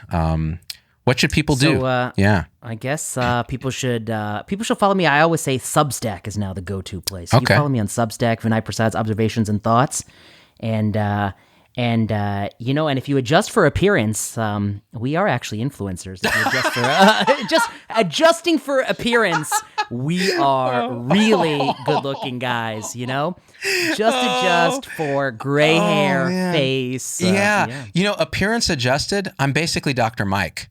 Appearance adjusted, we are Dr. Mike. We are Dr. Mike. Appearance adjusted. Appearance adjusted. Follower adjusted, appearance adjusted. Yes. Fame adjusted, we are Dr. Mike. Fame adjusted, we're Dr. Mike. Same thing. And you, I know, Mike, you're not listening to this, but if you are, I just know that we're the same. You and I, we're equals, we're brothers. And you're always welcome to come on. That's always. Actually, I love Mike. Mike is kind of interesting. A really swell guy. Yeah. We've had a conversation on a couple occasions on video, and it's always been enjoyable. Well, one thing I'll say, so for me, you can follow me at zdogmd.locals.com. That's my equivalent of Substack, where we have live shows and discussions, both free and paid subscriber stuff that helps support the show. That's it, dude. Subscribe and leave a review. Oh, one thing that's going to change, actually, Facebook no longer auto posts podcasts to my page. They took away that feature.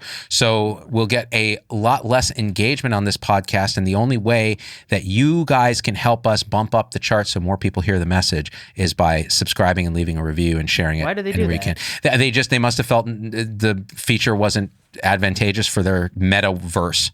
because they did it as a beta for a while. They're always making winning decisions over there. Oh, yes. Zuckerberg's famous pig. Changing the world. Changing the world there. And we're trying to change the world one podcast at a time. You may not agree with everything we say, but I hope you agree that we're not terrible people, although you might not even agree with that after seeing my Doc Vader clip on abortion. Man, he said he aborted an entire planet once. I've heard that. Yeah. Tatooine, right? Tatooine. It was Alderaan because Alderaan. Yeah, they were still not at a viable stage, and they were only at 10 million weeks of gestation or something. But yeah, he's a dark character. I mean, there was a really funny meme. Last thing I'll say for May the 4th be with you. Somebody put out this meme, and it showed Obi-Wan Kenobi showing Luke Skywalker his dad's lightsaber the first time on Tatooine when they first met, and he's like, "This was your father's lightsaber." And so he says, "This was your father's lightsaber," and underneath it says, "It's what he used to kill 30 children in the Jedi Temple and slaughter countless others until I, in fact, dismembered him and left him to die in a burning lava pit on Mustafar. Here you go, kid." Wow. I was like, damn, that's true. That's exactly what that lightsaber did, and it's dark as fuck, and I loved it. And on that note, we are out. Yeah. So long, you guys. Peace out, VP.